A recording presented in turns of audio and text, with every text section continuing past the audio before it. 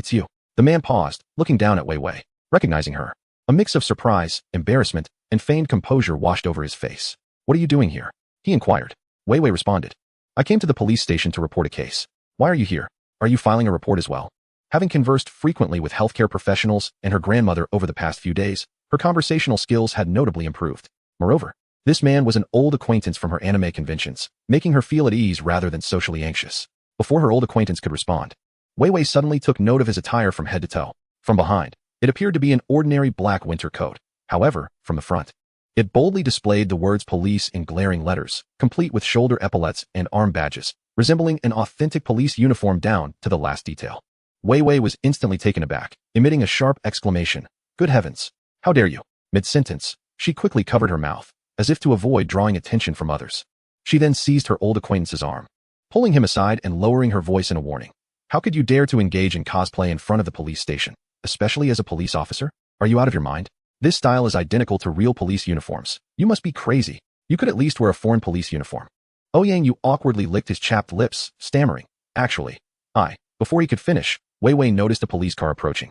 It was the officers who were supposed to accompany her home to gather evidence against Luo Yong. In a flurry, she darted about like a frantic bee. Oh no. They're here. Quickly, take off the uniform. This is illegal. If you get caught and make the news, people will say we in the otaku community lack common sense. As she spoke, the police car had already pulled up beside them. The window rolled down, and a stranger in the passenger seat leaned out. Brother Yu, what's the matter? Does this young lady need assistance? The officer addressed Wei Wei. Hello, miss. If you're here to report something, just go inside. Someone will attend to you. We have a duty to attend to. Wei Wei abruptly released her grip on Ouyang Yu's sleeve. It dawned on her that it was not her old acquaintance who was lacking in sense, but rather herself. Meanwhile, another police car approached, revealing a familiar face, Miss Wei. Officer Ouyang is from the Economic Investigation Division, primarily dealing with economic crimes, and not your case. He won't be coming with us. You should get in the car. How careless. Who would have thought that someone who attended every comic convention, donned the most abstract cosplay, would secretly be a police officer? She mistakenly believed he was merely indulging in abstract expression by wearing a uniform in front of the police station, not realizing he was simply going about his regular work. Wei Wei felt an immense sense of embarrassment, and Ouyang Yu shared her discomfort. His colleagues were unaware that he secretly indulged in cosplay at conventions. Being recognized by an acquaintance from the convention in front of all his colleagues felt akin to having one's childhood diary read aloud in public. The two of them, like two timid quails, shrank their heads and boarded different police cars. Chapter 153. Help. Catch the thief. Travel the world. Even as the vehicle entered the neighborhood, the warmth on Wei Wei's face had yet to dissipate. All she knew was that he went by the name Ouyang in the community, a rather juvenile moniker. They had met 5 years ago, both attending a comic convention for the first time, eager to engage in cosplay, yet plagued by social anxiety. Unable to display their enthusiasm openly. Thus, they both unwittingly donned full-body inflatable dinosaur costumes, from head to toe, to participate in the convention. At that time, few had ventured into such creative expressions. Most attendees were focused on faithfully recreating the handsome and beautiful characters from anime. Two uniquely styled dinosaurs stood amidst a sea of people, gazing at each other from a distance. With their enormous mouths agape and their short, stubby arms extended, they appeared exceedingly thrilled, reminiscent of long-lost relatives joyfully reuniting. This elation stirred the crowd into a frenzy, with jubilant cheers and applause ushering the two from opposite corners of the convention floor to the very center, allowing for a heartfelt reunion. Amidst a chorus of goodwill, the clumsy, short-armed dinosaurs embraced, fulfilling the much-anticipated reunion that delighted onlookers, despite having never met before. Afterward, they exchanged contact information, a practice referred to as expanding connections within their circle. That day, they connected with many others, and upon returning home, they found themselves merely lying quietly in each other's contact lists without further communication. Time passed, and a year later, they found themselves at yet another convention. Once again cosplaying characters entirely wrapped from head to toe, and once again, they caught sight of each other from afar. Social anxiety held them in its grip. Individuals like them could not fully immerse themselves in the fantastical realm of the second dimension, nor entirely integrate into the realities of the third dimension. Thus they existed in a realm somewhere between the two. While others boldly displayed their toned physiques and glamorous looks, they felt compelled to conceal themselves, only shedding their disguises when enveloped in their thick costumes. Sharing a mutual understanding, they took the initiative to exchange contact details, only to discover that they had been friends for a year already. In the following years, similar scenarios unfolded repeatedly. Their routine remained unchanged. Each time, one would attend alone, donning a costume so unrecognizable that even a mother would fail to identify her child. Their relationship persisted in this manner, only meeting at conventions, exchanging greetings, and engaging in light conversation. Once the event concluded, They refrained from private communication or inquiring into each other's lives outside the convention. This encounter was entirely serendipitous. In a fleeting moment, the realms of the second and third dimensions converged, leading them to a shared space within the 25th dimension. A minor misunderstanding shattered the fragile layer of ice between them, disrupting their unspoken agreement to avoid initiating conversation. "So, your name is really Ouyang, Officer Ouyang?" Wei Wei tentatively messaged before bed. The response came almost instantaneously. "Just don't call me Officer Ouyang. My surname is Ouyang, but my given name is Yangyu. People often mistakenly refer to me as Ouyang." Taking that first step, their subsequent conversation flowed as effortlessly as their meetings at the convention. Old acquaintances reconnected after 5 years. And once the floodgates opened, they found it difficult to cease their chatter. Yangyu inquired, "How is your case progressing? Have you found any evidence?" Wei Wei countered, "You're a police officer. Shouldn't you know more than I do?" Yangyu replied, "Your case does not fall within my jurisdiction. As for the colleagues responsible for the investigation, they are quite tight-lipped. However, your situation has stirred significant concern within our circle, and your close friends have been quite anxious about the case's progress. I, too, am concerned, which is why I asked. If you'd prefer I refrain from inquiring, I shall do so." Wei Wei, "So it turns out you were inquiring as a friend. All right, let me share this with you. Your colleague is remarkably skilled. Even after such a long time, they were able to detect evidence on the pillow. In short, there is every hope that Luo Yong will serve a lengthy prison sentence. I will absolutely not issue a letter of understanding. They sought to harm my grandmother, and I shall ensure they pay the price they deserve. Ouyang, the law will ultimately side with justice, so do not worry. If you require any assistance, do not hesitate to let me know. Whether as a concerned citizen or a friend, I am here to help you." Many years later, as Wei Wei, now a married woman, reminisced about that week. She had long since forgotten the nausea and fear that Luo Yong had inflicted upon her. However, she would forever remember that week as the most fortunate, incredible, and surprising time in her life. It felt as if fortune had favored her. Those who sought to harm her were brought to justice, while those who loved her remained healthy and safe.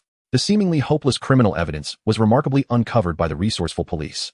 Miraculously, her grandmother, who had suffered from a stroke and lost the ability to speak for 5 years, regained her capacity for communication. From then on, hiring a caregiver would no longer be a source of worry regarding potential abuse, as the caregiver would be aware of their responsibilities. Most importantly, her grandmother could converse with Wei Wei again, filling their home with joy and chatter rather than silence. Wei Wei's career also ascended to new heights during that week. The incident involving Luo Yong's greed and malice made headlines, garnering public attention towards Wei Wei, the victim. Subsequently, she was recognized as a talented illustrator, resulting in a significant surge in her fan base.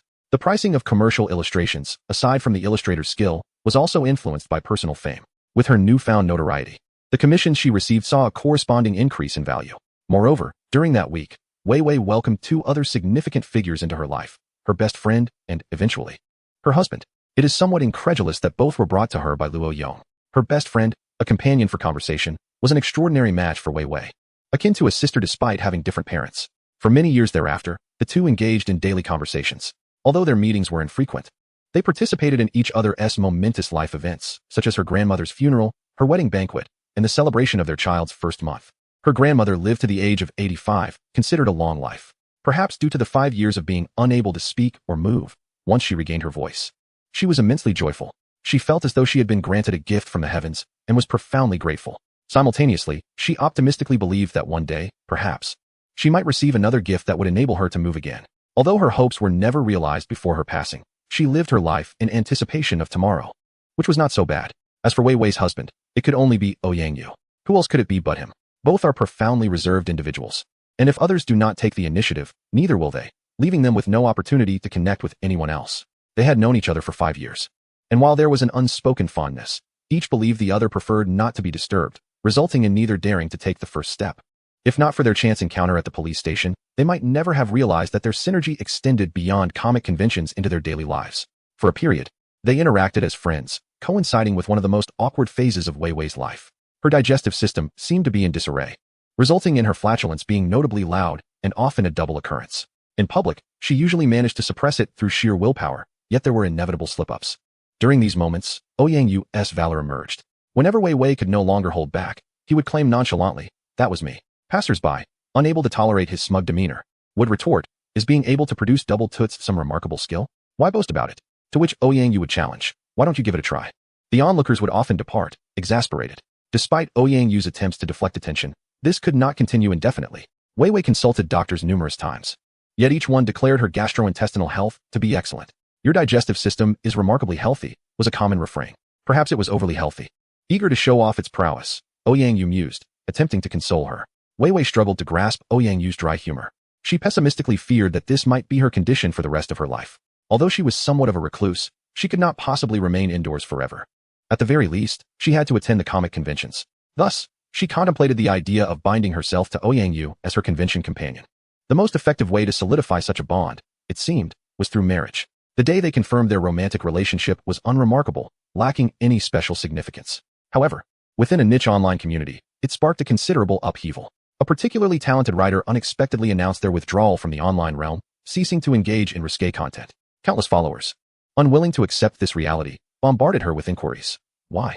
Have you been caught by the hat, uncle? The writer cryptically responded, something like that. Having walked along the riverbank, one cannot avoid wet shoes. Thus, she decided to make a hasty exit before getting soaked. Furthermore, why engage in unlicensed driving online when one could legally operate a vehicle in reality? Although she was unsure of the reason, shortly after entering a relationship, her ability to produce double toots inexplicably vanished. Ouyang even questioned her. Why don't you do it anymore? Is it that you don't want to? Oh, I knew you were deliberately showcasing your talent before me to make me think you were uniquely special. Now that I'm yours, you no longer wish to display it. It was said that a person's charm diminishes over time. Thus, one could argue that she had previously been exuding an aura of charisma. No wonder you are my wife. Your charm surpasses that of others. Don't worry. Take it lightly. Consider it a unique signature. Possessing an inimitable allure in the realm of artistry, Wei Wei felt she had been rather careless. Before their marriage, she meticulously investigated Ouyang's family background and personal character, finding him trustworthy enough to commit to. However, she neglected to delve into his interests and hobbies, and he had not been forthcoming about his fondness for crosstalk and stand-up comedy. The rapid-fire jokes, coupled with his unexpected deadpan humor, were rather overwhelming. Nevertheless, she decided to make do, thinking that if things went awry, they could always part ways. On another front, Xiaolan received good news from the system. Luo Yong and Zhang Ma, faced with irrefutable evidence, could no longer feign innocence. After formally confessing their crimes, Xiaolan was greeted with a notification from the system. Ding. One B-level criminal has been apprehended. Capture effective. Reward, 50,000 yuan and 500 points. Keep up the good work. Ding. One C-level criminal has been apprehended.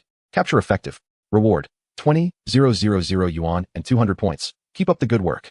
Having captured only one B and one C criminal, she had yet to recoup even a third of the cost of the invincible lucky double yellow egg, marking it as a clear loss. Yet, this was the most gratifying loss Xiaolan had ever incurred in her endeavors. The lack of an upgrade in the crime registration indicated that the victims had not suffered severely, which was indeed a positive outcome. Later, Xiaolan perused a detailed police report online.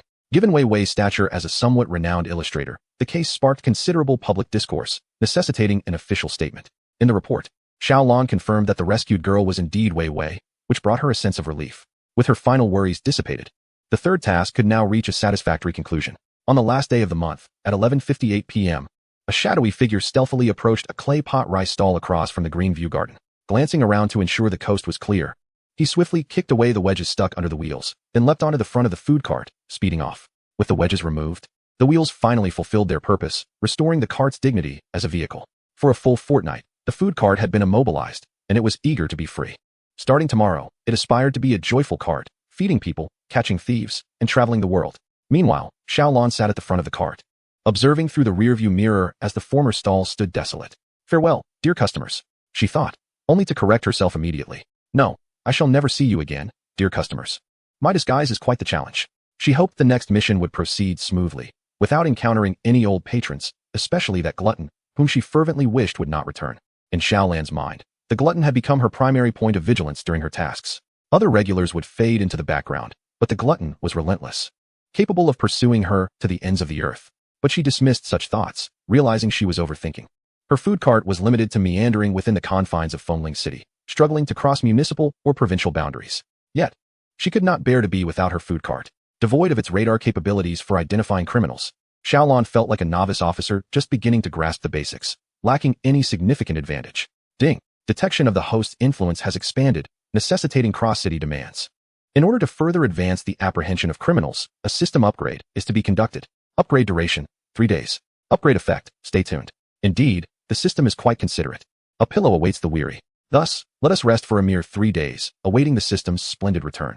On the following day, countless passers-by traversed in front of Greenview Garden. This familiar path felt inexplicably amiss today, though the specifics eluded them. Oddly, the road appeared particularly vacant and unusually spacious. Suddenly, someone noticed the absence of the rice claypot stall. Goodness, The stall is gone, exclaimed one. Indeed. Where could it have vanished? Such a large stall. How could it simply disappear without a notice? Could it have been blown away by the wind? We must search for it. Hurry. Upon hearing this, countless hurried individuals on their way to work or school slowed their pace, attentively scanning for any suspicious papers along the roadside. Alas, their search yielded nothing. With such strong winds, if it had been there, it would have been swept away long ago.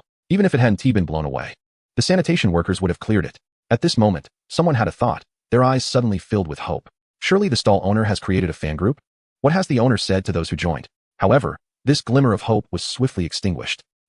The owner has said nothing because there is no group. Chapter 154. Entering the realm of deduction.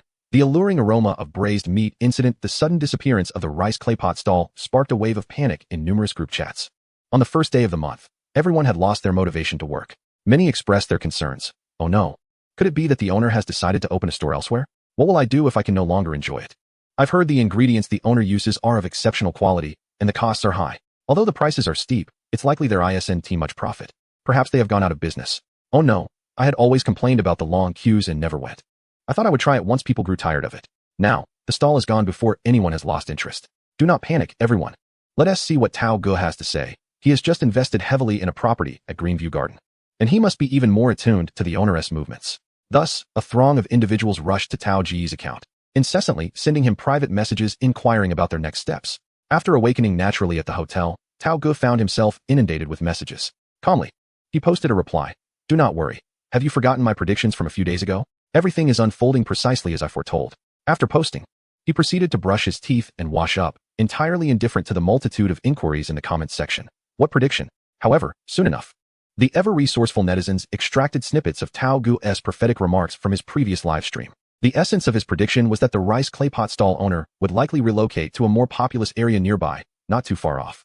Once business improved and the owner was financially secure, they would probably establish a presence in a nearby shopping center. To summarize, there was no need to panic. They would not be going far. This video clip has been disseminated across countless group chats, serving as a response to those who have been following this matter. As it circulated, it inexplicably became accepted as truth, with many believing it had been personally verified by the proprietor of the claypot rice stall. Oh, so they haven't closed down. They've merely reopened. I look forward to it, but please, don't make me wait too long. Rest assured, the stall owner is keen to do business and certainly understands the importance of seizing the moment. I suspect it will be no longer than a week.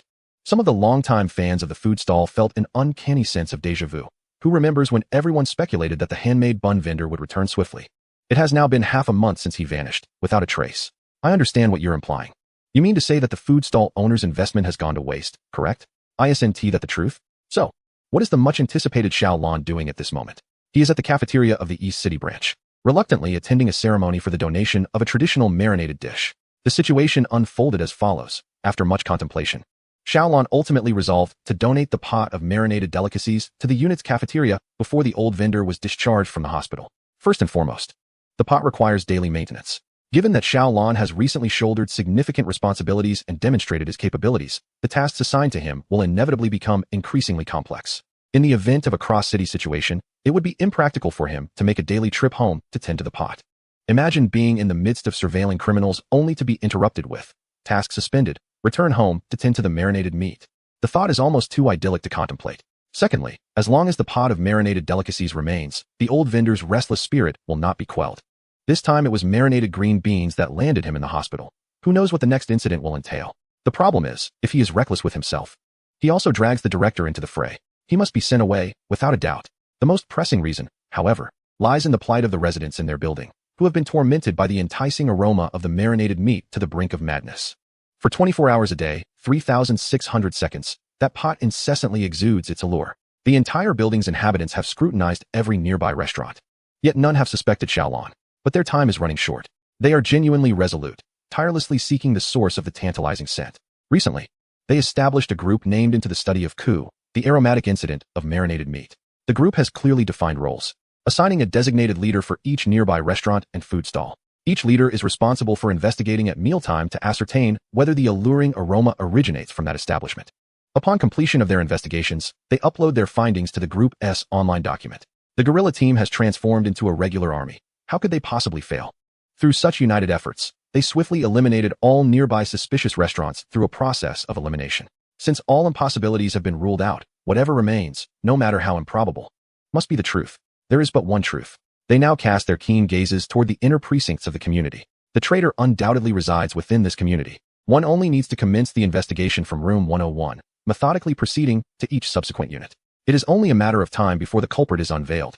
The one so unscrupulous as to disturb their nights with choking on their own saliva. When Xiaolan perused the details of the plan in the group chat, they had already reached the 5th floor. Should this continue, the scrutiny would inevitably fall upon him, necessitating the swift destruction of evidence. For various reasons, Xiaolan opted to donate the pot of old braised meat to the precinct's cafeteria without any compensation. After all, this is his home. His colleagues at the police station are akin to family, and if he does not take care of them, who will? His initial intention was to discreetly hand over the old braised meat to the head chef of the cafeteria. However, to his surprise, the head chef was exceptionally discerning. After tasting the old braised meat, he recognized its value and excitedly insisted on organizing a donation ceremony to warmly welcome its arrival. He solemnly summoned all staff members, arranging them in 2 lines. Somehow, he procured red flowers, red satin, and red cloth, adorning the thermos containing the braised meat with great care. Thus, the donation ceremony commenced, with the thermos draped in vibrant red cloth, adorned with flowers and ribbons. Had it not been for the setting of the police station, which made it inconvenient to disrupt the normal operations of the front office, they would have undoubtedly celebrated with jubilant music and clashing utensils. Given the limited circumstances, a simple celebration sufficed, with applause and photographs to commemorate the occasion. Xiaolan wore an awkward yet dignified smile as he posed for a photograph with the chef, whose joy was evident in his beaming grin. However, they were not the center of attention. The thermos firmly occupied the focal point of the picture, covered in red cloth. One might mistakenly assume it was a bride, albeit a rather plump one. The head chef was beside himself with excitement, even shedding a few tears. He firmly grasped Xiaolan's hand, pointing to the heavens and the earth as he vowed, "Rest assured, I shall cherish and protect it, ensuring no one dares to bully it. No matter what occurs, I will remain steadfast and true. Entrust it to me, and you need not worry." Xiaolan felt a wave of confusion wash over him, akin to finding a stepfather for his own mother. Ahem, in any case, just do not forget the care instructions I taught you. I won't forget. I absolutely won't forget. I swear I won't forget, even if it kills me. The head chef raised 3 fingers, almost kneeling in his solemn oath. That afternoon, the precinct's cafeteria welcomed a new dish. Chapter 155, Enough already. You chewed that braised meat 108 times. What the new dish entailed remained a mystery to everyone. Yet, without having seen it, they could hear its resounding presence. From the moment it made its debut, it had no intention of being discreet. Its entrance was nothing short of earth-shattering, bursting through every door and window of the kitchen, sweeping through the entire cafeteria, and rapidly spreading throughout the police station and surrounding streets. The reach of this phenomenon was akin to blasting a DJ at high volume in the middle of the night. Even the birds that passed by were so startled they forgot to flap their wings, and ants peeking out of their holes were compelled to investigate the commotion. From a distance, it appeared as though a golden light column was slowly forming in the sky above a particular area, lingering for an extended duration. Upon closer inspection, it became evident that the pervasive water vapor had given rise to a refraction of light, with each minuscule droplet encasing a beam of sunlight. No wonder it shimmered like gold. What culinary delight could possibly entice the very sun to come and dance? Others may remain oblivious, but today, the entire precinct of the Eastern Division is fortunate enough to partake in this experience. The aroma is both familiar and foreign to many. They vaguely recall having encountered this scent before, after a long night of interrogations, the specifics of which have faded from memory. Xiaolan had brought a half bucket of braised pig trotters to revive everyone. That day, those who indulged wept, while those who missed out also shed tears. Though both were tears, their meanings diverged, perhaps a reflection of the world's disparities. Since then, that flavor has been sealed within their memories, imbued with a sense of longing and nostalgia until this moment when the lid of recollection has been gently pried open. The scene resembles the return of a beloved moonlight, with features reminiscent of yesteryears, yet the allure exudes an even more captivating charm than remembered, accompanied by quintuplets.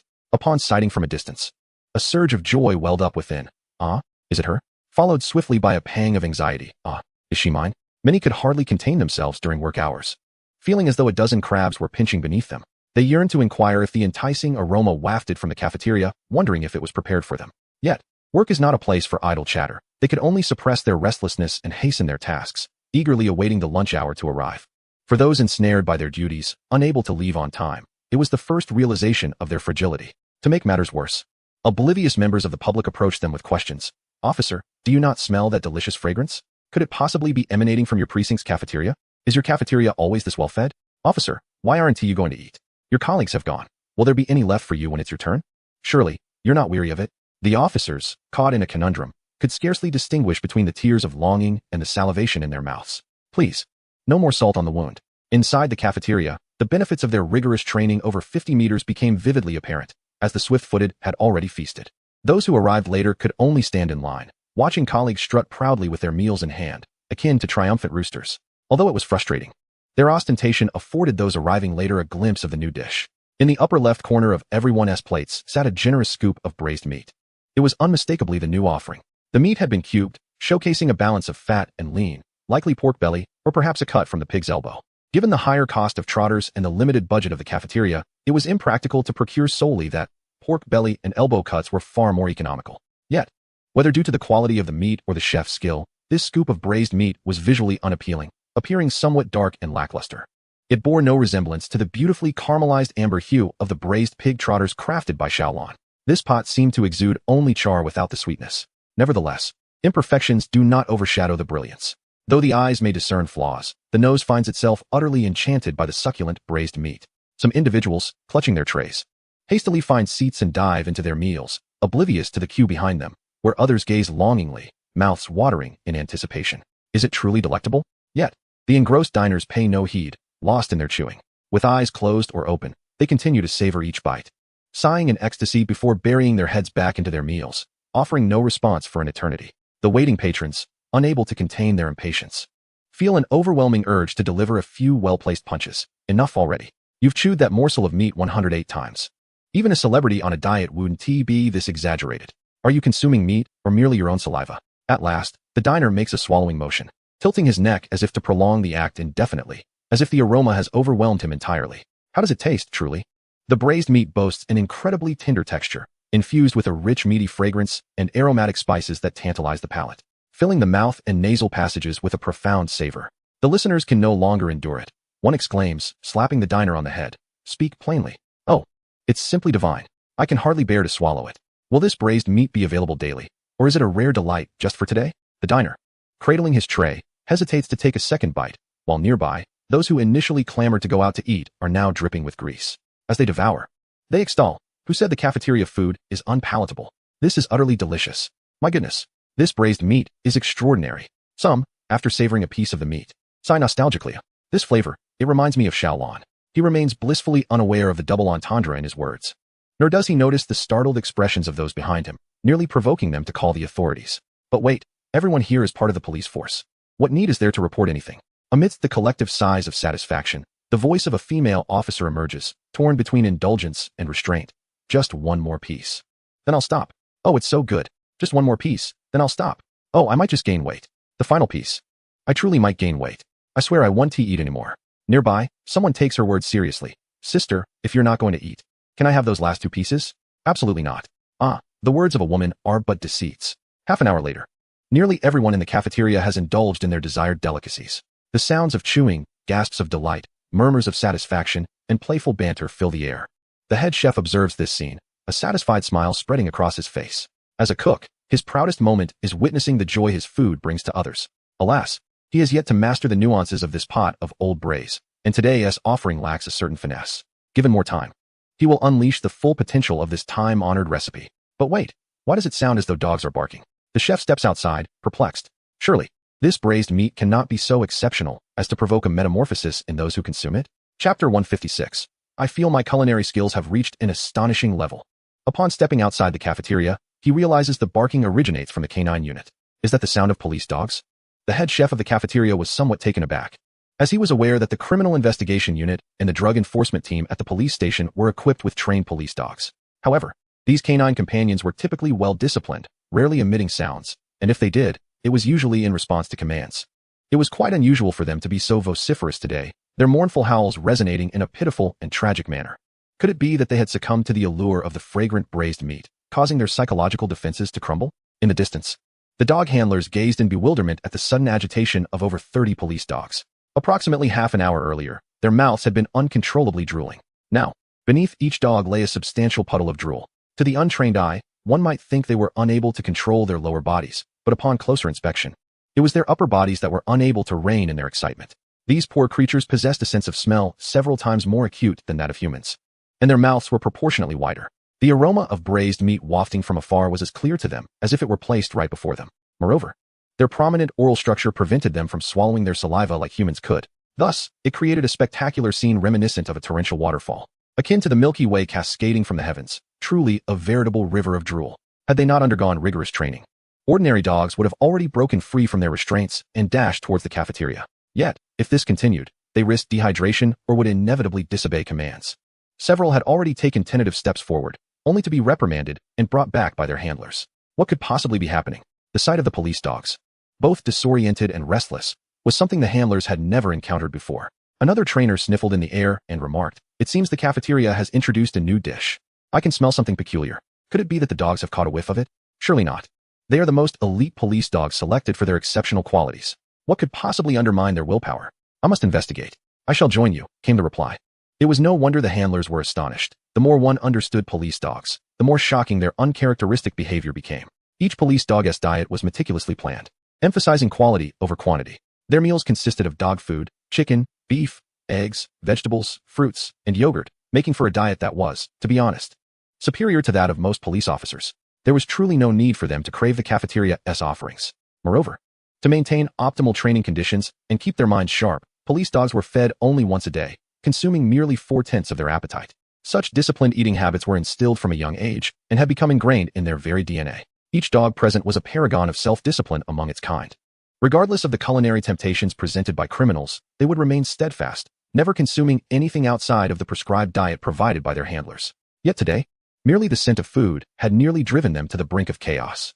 It was imperative to ascertain the cause. Shortly thereafter, several trainers arrived at the cafeteria with great determination. Minutes later, they emerged, their eyes brimming with tears. Arriving late, the culprit, the braised meat, had already been snatched away by everyone. They could only indulge in the aroma, listening to the satisfied sighs of others, and watching as people reveled in ecstasy while tears streamed down their faces, wiping their cheeks. Who could discern whether those were tears or drool? It was no fault of the police dogs. Such temptation was simply irresistible. Rumor has it that braised meat will be available every day from now on. Perhaps it would be best not to bring the police dogs back during lunchtime, as they all seem to have lost their wits. One instructor suddenly had a realization and quickly countered. "No, wait. I just thought of something. This could actually be a blessing in disguise. What better training for resisting temptation than this?" "Huh, what do you mean?" "Think about it. If our police dogs can resist the allure of braised meat, what else could possibly tempt them? In such a tantalizing environment, those who can remain steadfast and complete their tasks flawlessly are undoubtedly the elite among elites. When the time comes for police dog competitions, they will surely shine."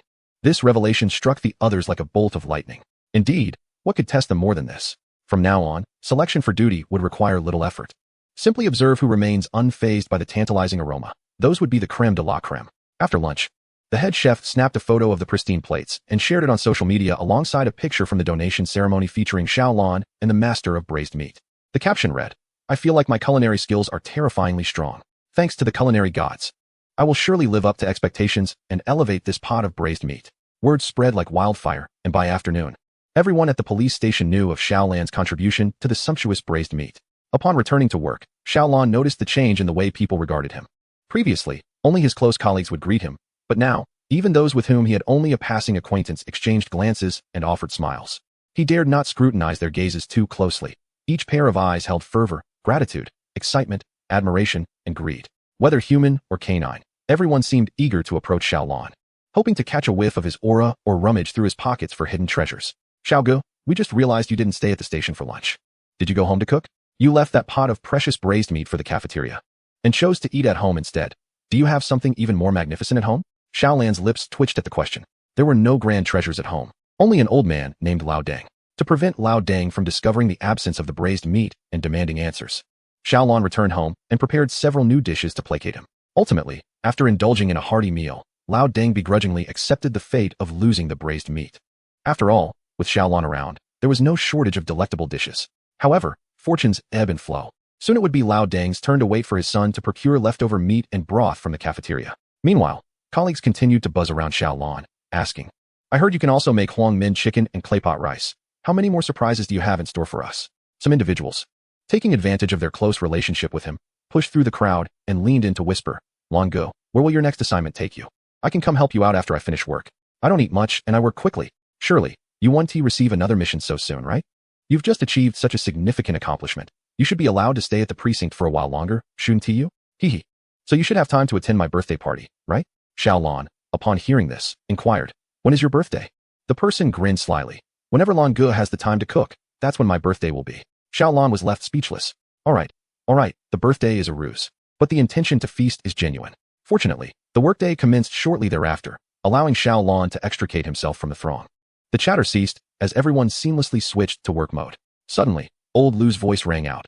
Xiaolan, come over here, I need to speak with you. Chapter 157. Infiltrating the criminal's inner circle, prison cafeteria segment. Before meeting old Lu, Xiaolan couldn't help but murmur to himself. Could it be that a new task has arrived so swiftly? Indeed, upon their meeting, old Lu informed him, Xiaolan, the director has asked for us to visit his office. It seems he has a new task to assign to you. So soon? He had only just completed his previous assignment. Most importantly, the system had yet to be properly upgraded. What task could be so urgent? Never mind. I'll listen first and ponder later. Upon entering the office, director gestured for them to close the door and promptly got to the point. Xiaolan, the reason for your summons is that there exists a particularly special assignment. Old Lu, you should listen as well. So you can provide guidance to Xiaolan in the future. Old Lu, still savoring the taste of his lunch, couldn't he help but advocate for Xiaolan. Director, is Xiaolan still the main force for this task? He just returned from a mission and is immediately being assigned another. Isn't this scheduling a bit too tight? The aroma of the braised meat from lunch lingered in Director N's office. He certainly did not wish to overextend Xiaolan, but the circumstances were unavoidable, alas. This task coincidentally arose at this moment.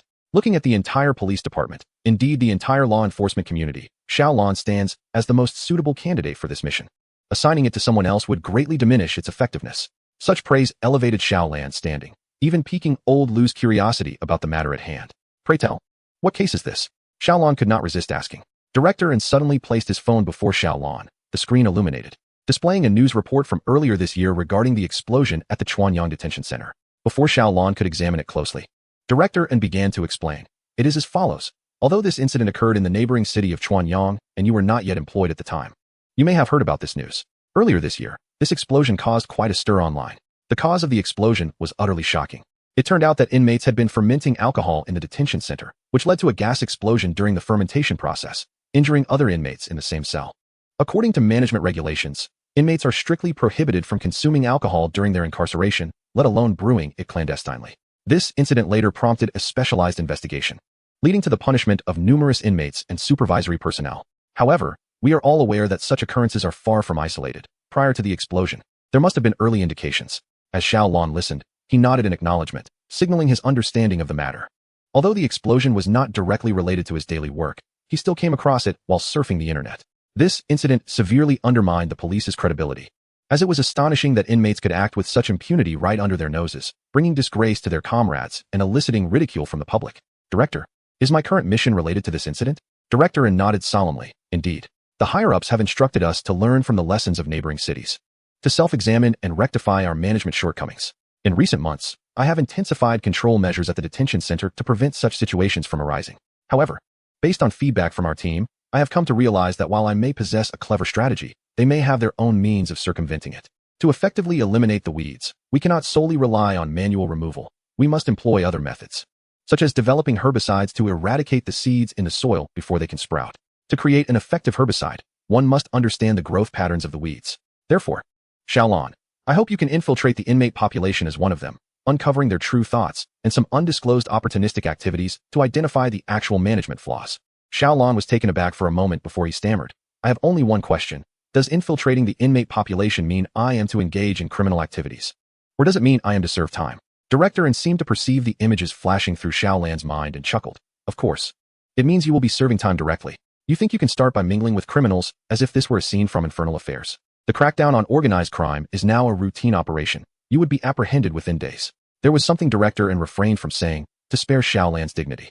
Xiaolan could hardly decipher Morse code, and even when the vice director and Director N communicated in codes before him, he was at a loss. Sending him undercover in a gang would be tantamount to a gift. Interestingly, Xiaolan's mind conjured scenes from classic films, including the iconic line, 3 years later. Another 3 years, soon it will be nearly a decade, boss. Thus, the question arose, what is the anticipated duration of this mission? 3 weeks? 3 months? Director N blurted out, you wish. There is no time for a vacation. Other tasks await you outside. You must complete it in 1 week, at most 2, no longer. What? Xiaolan exclaimed, bewildered. What vacation? Isn't this about serving time? How is serving time considered a vacation? Without Xiaolan needing to ask, the older Lu chimed in to clarify. The director meant that for those inmates who flout the rules and thrive in chaos, serving time is a painful punishment. However, For an individual who inherently possesses self-discipline and adheres to regulations, this constitutes a normal existence. The daily routine within a prison bears a striking resemblance to that of a military camp or police academy, with the arrangements often being even more relaxed.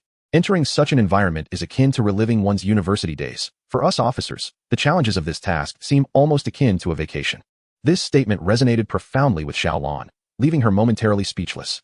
Observing the expressions of old Lu and Director In, the nostalgia and envy evident on their faces appeared genuine. Compared to the grueling hours spent interrogating suspects or the perilous confrontations with armed criminals, serving time in prison indeed seems to be a rather enviable assignment. Yet, the crux of the matter lies in the fact that the Xiaolan of today is but a shadow of her former self from the police academy.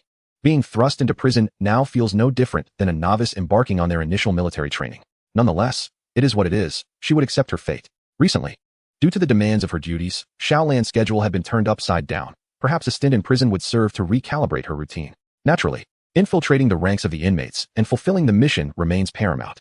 Upon witnessing Xiaolan's acceptance, Director And proceeded to elaborate on the task's location. Initially, I intended to place you directly in the city detention center, where the familiarity of our own people would provide ample support. However, upon further reflection, many individuals in the detention center are merely temporary detainees, leading to a high turnover rate. You might become acquainted with someone only to have them released on bail or transferred to another facility shortly thereafter. Thus, arranging for you to go directly to prison ensures greater stability. Prison, Xiaolan swiftly summoned the knowledge retained from the original owner of her identity. Facilities for incarcerating offenders are categorized into three types: detention centers, holding centers, and prisons.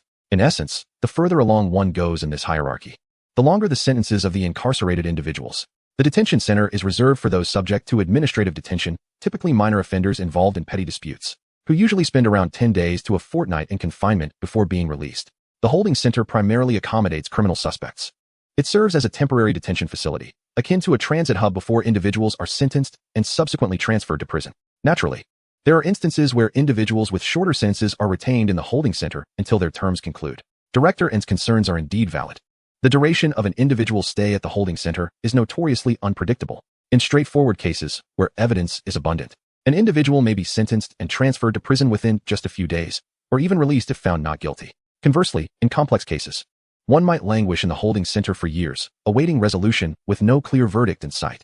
Should Xiaolan be placed here? Investing 2 weeks to gain the trust of a suspect only to have them released without charge would render her efforts utterly futile.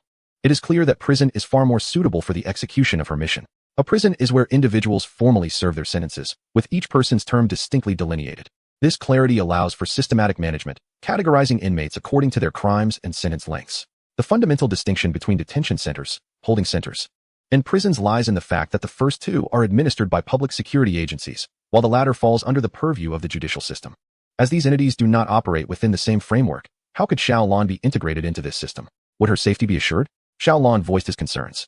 Although he was quite capable now, it was impossible for him to remain vigilant at all hours. Rest assured, I have already made the necessary arrangements. There will be someone inside to assist you. Once you enter, you will be assigned to work in the inmates' cafeteria. With your skills, you will surely win the admiration of all the prisoners. If you're still apprehensive, you may bring someone along for protection. That Asi seems quite suitable. His size should offer you adequate safety. Xiaolan suddenly understood. They intended for him to work in the inmates' cafeteria, which explained why this task was deemed essential for him.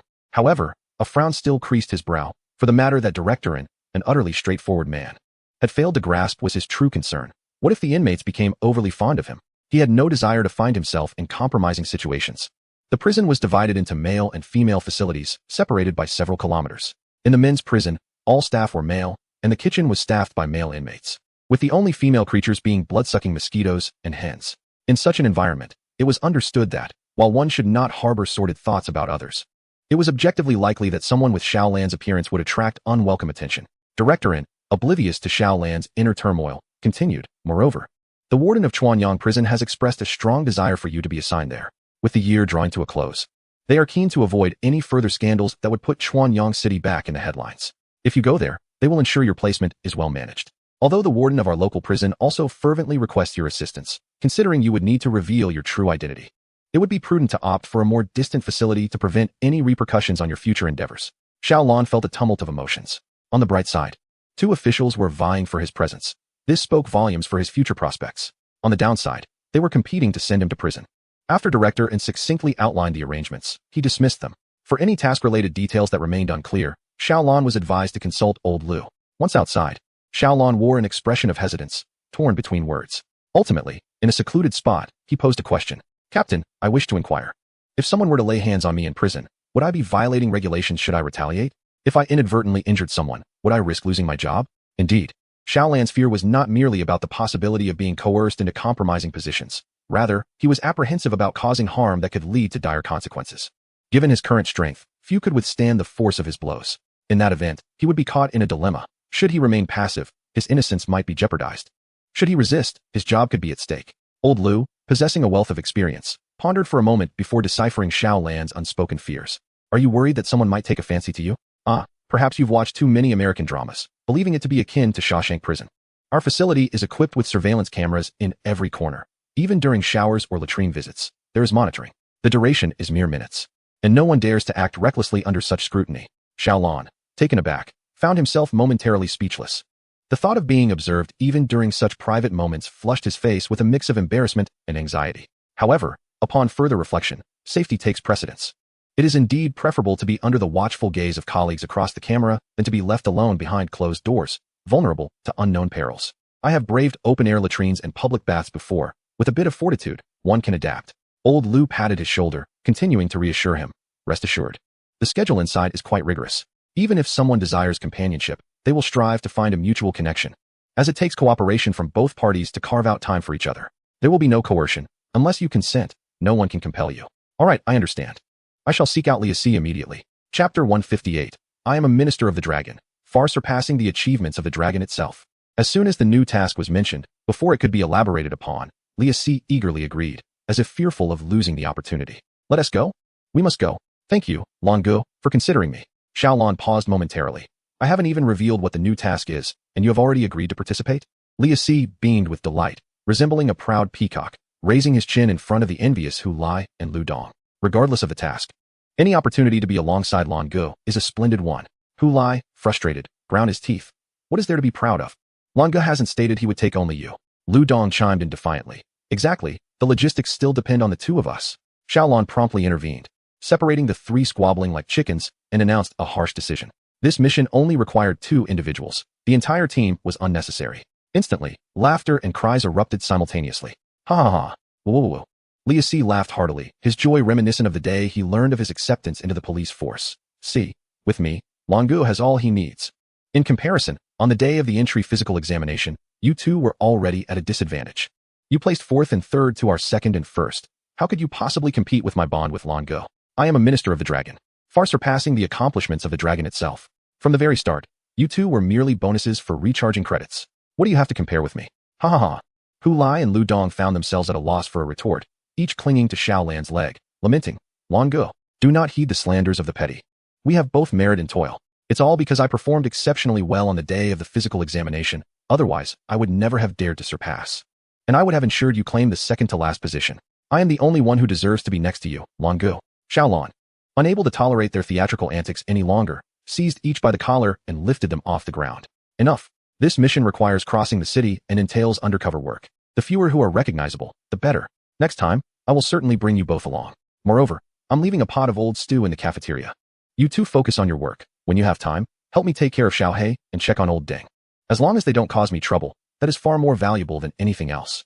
Upon my return, I'll prepare delicious meals for you. Their exaggerated performances were merely a means to secure Xiaolan's final promise. With the commitment now in hand, they immediately declared, we shall devote ourselves wholeheartedly to support the crown prince and safeguard the supreme emperor, ensuring that Longu need not concern himself with domestic matters during his ventures. No mention of any prince or emperor. These two simply could not suppress their penchant for dramatics. Xiaohei is the prince, so what is Xiaolan? The dog emperor? At times, Xiaolan genuinely considers calling the authorities. In ancient times, both would undoubtedly be deemed treacherous ministers. Fortunately, they were born in modernity, relegated to mere sycophants. The official departure for their mission to the neighboring city is scheduled in 2 days. Seizing the opportunity during this brief interlude, Xiaolan and Leah C. made some preparations. For instance, they fervently consumed protein powder and engaged in weightlifting. Their intention was to intimidate any ill-intentioned criminals with their muscular physiques, thereby minimizing direct conflict. However, an alarming event transpired. While still at the gym, they unwittingly attracted a crowd of bare-chested men. Some were drawn by Xiaolan's astonishing arm strength, hoping to glean some wisdom. while others were captivated by Li Ac's brawny muscles, seeking to sneak a touch. Terrified, the two fled with their barbells in haste. From this experience, they grasped a profound truth. Excessive training draws the attention of the same sex. In the end, Xiaolon concluded that strengthening one's body with a small apple was a more suitable approach for a last-minute effort. He sliced the apple in half, sharing it with C. After consuming his portion, Xiaolon felt no discernible change within, as if he had reached a limit with the small apple, yielding no further enhancement. In stark contrast, C exhibited a dramatic reaction. He suddenly had a nosebleed, brimming with energy that found no outlet. He dashed downstairs, fervently sweating on the public fitness equipment, remaining awake throughout the night. The next day, the parallel bars had been bent in the middle, resembling a W. The pull-up bar transformed into a V, the treadmill morphed into a plowing machine, and the waist-twisting disc turned into a flying disc.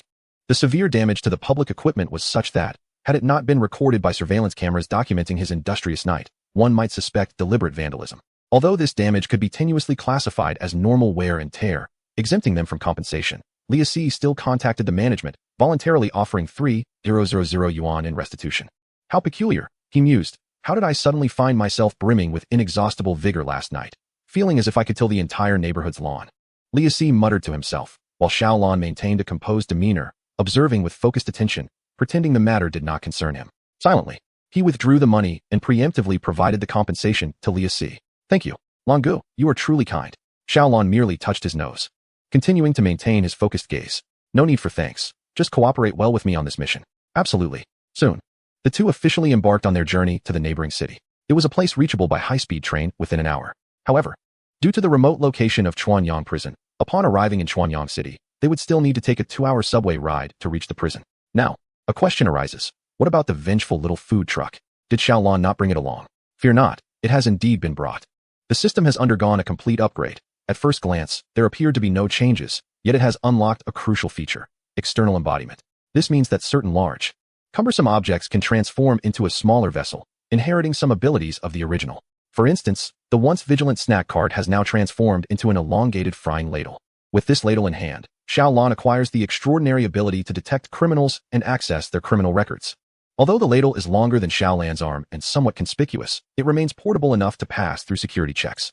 Chapter 160. The loudspeaker of Douyin and the frying ladle strike. Their journey had been remarkably smooth, almost too smooth, until Xiaolon, on the bus, suddenly brandished the stainless steel ladle and struck a fellow passenger on the back of the head.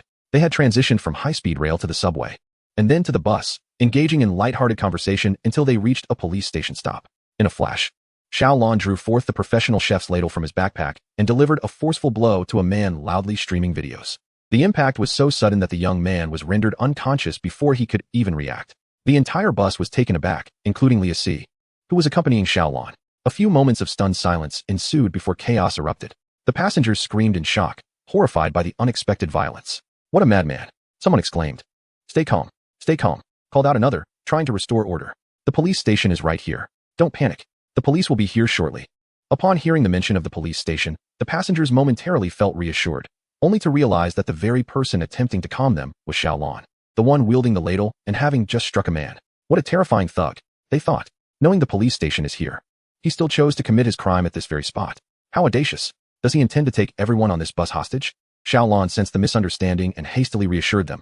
Please do not be afraid. I am not a bad person. He gestured towards the unconscious man, stating, he is the villain. I am merely taking him to the police station.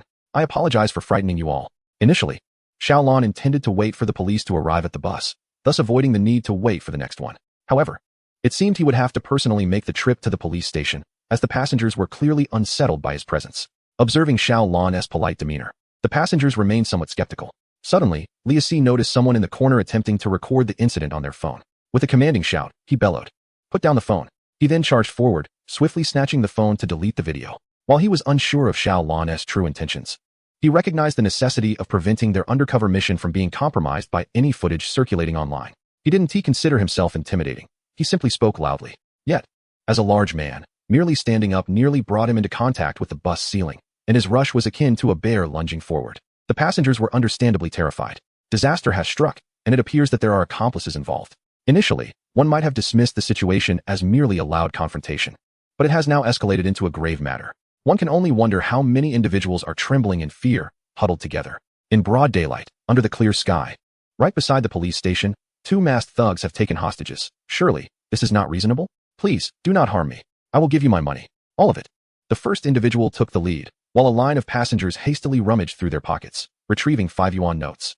They even turned their pockets inside out, indicating that this was all they possessed, with no hidden reserves. Many, however, were unaccustomed to carrying cash and could only raise their hands, tremblingly asking, "Excuse me. May I transfer money via my phone? I promise I won't record a video. Please show me your payment code." Xiaolon's outstretched hand froze midair. At that moment, he comprehended that further explanations would be futile. Instead, he opted for swift action, hoisting the unconscious assailant over his shoulder while grasping the handbag beneath him. He turned to Li Asi and shouted, "Hurry, get out of the car." All right. Li Asi executed a swift maneuver, leaping out of the vehicle and clearing a path for Xiaolon. "Make way. Everyone, step aside." Xiaolon, undeterred, began to run with the burden on his shoulder. The unconscious individual could not control his limbs, and with each stride Xiaolon took, the suspect's backside collided forcefully with his face, forcing the assailant to passively endure the onslaught.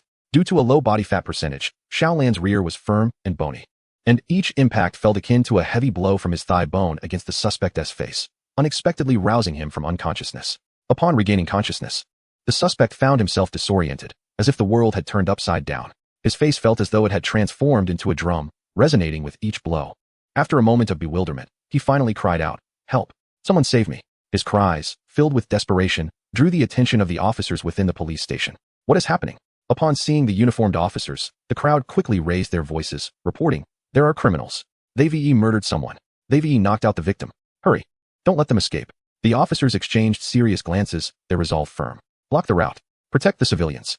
As they dispersed, Xiaolon and Li Asi charged straight into the police station, carrying the assailant. The officers, who had already assumed defensive positions, exchanged puzzled glances. They had anticipated various chaotic escape routes from the criminals, but had not expected their unhesitant advance toward the police station. Pursue them. Once inside the security office of the police station, matters became considerably simpler. Xiaolon unceremoniously dropped the individual onto the ground and addressed the approaching officers. This man was acting suspiciously with a bag that appeared to contain drugs, and he was armed when he boarded the bus. I feared for the passenger's safety, so I subdued him and brought him here.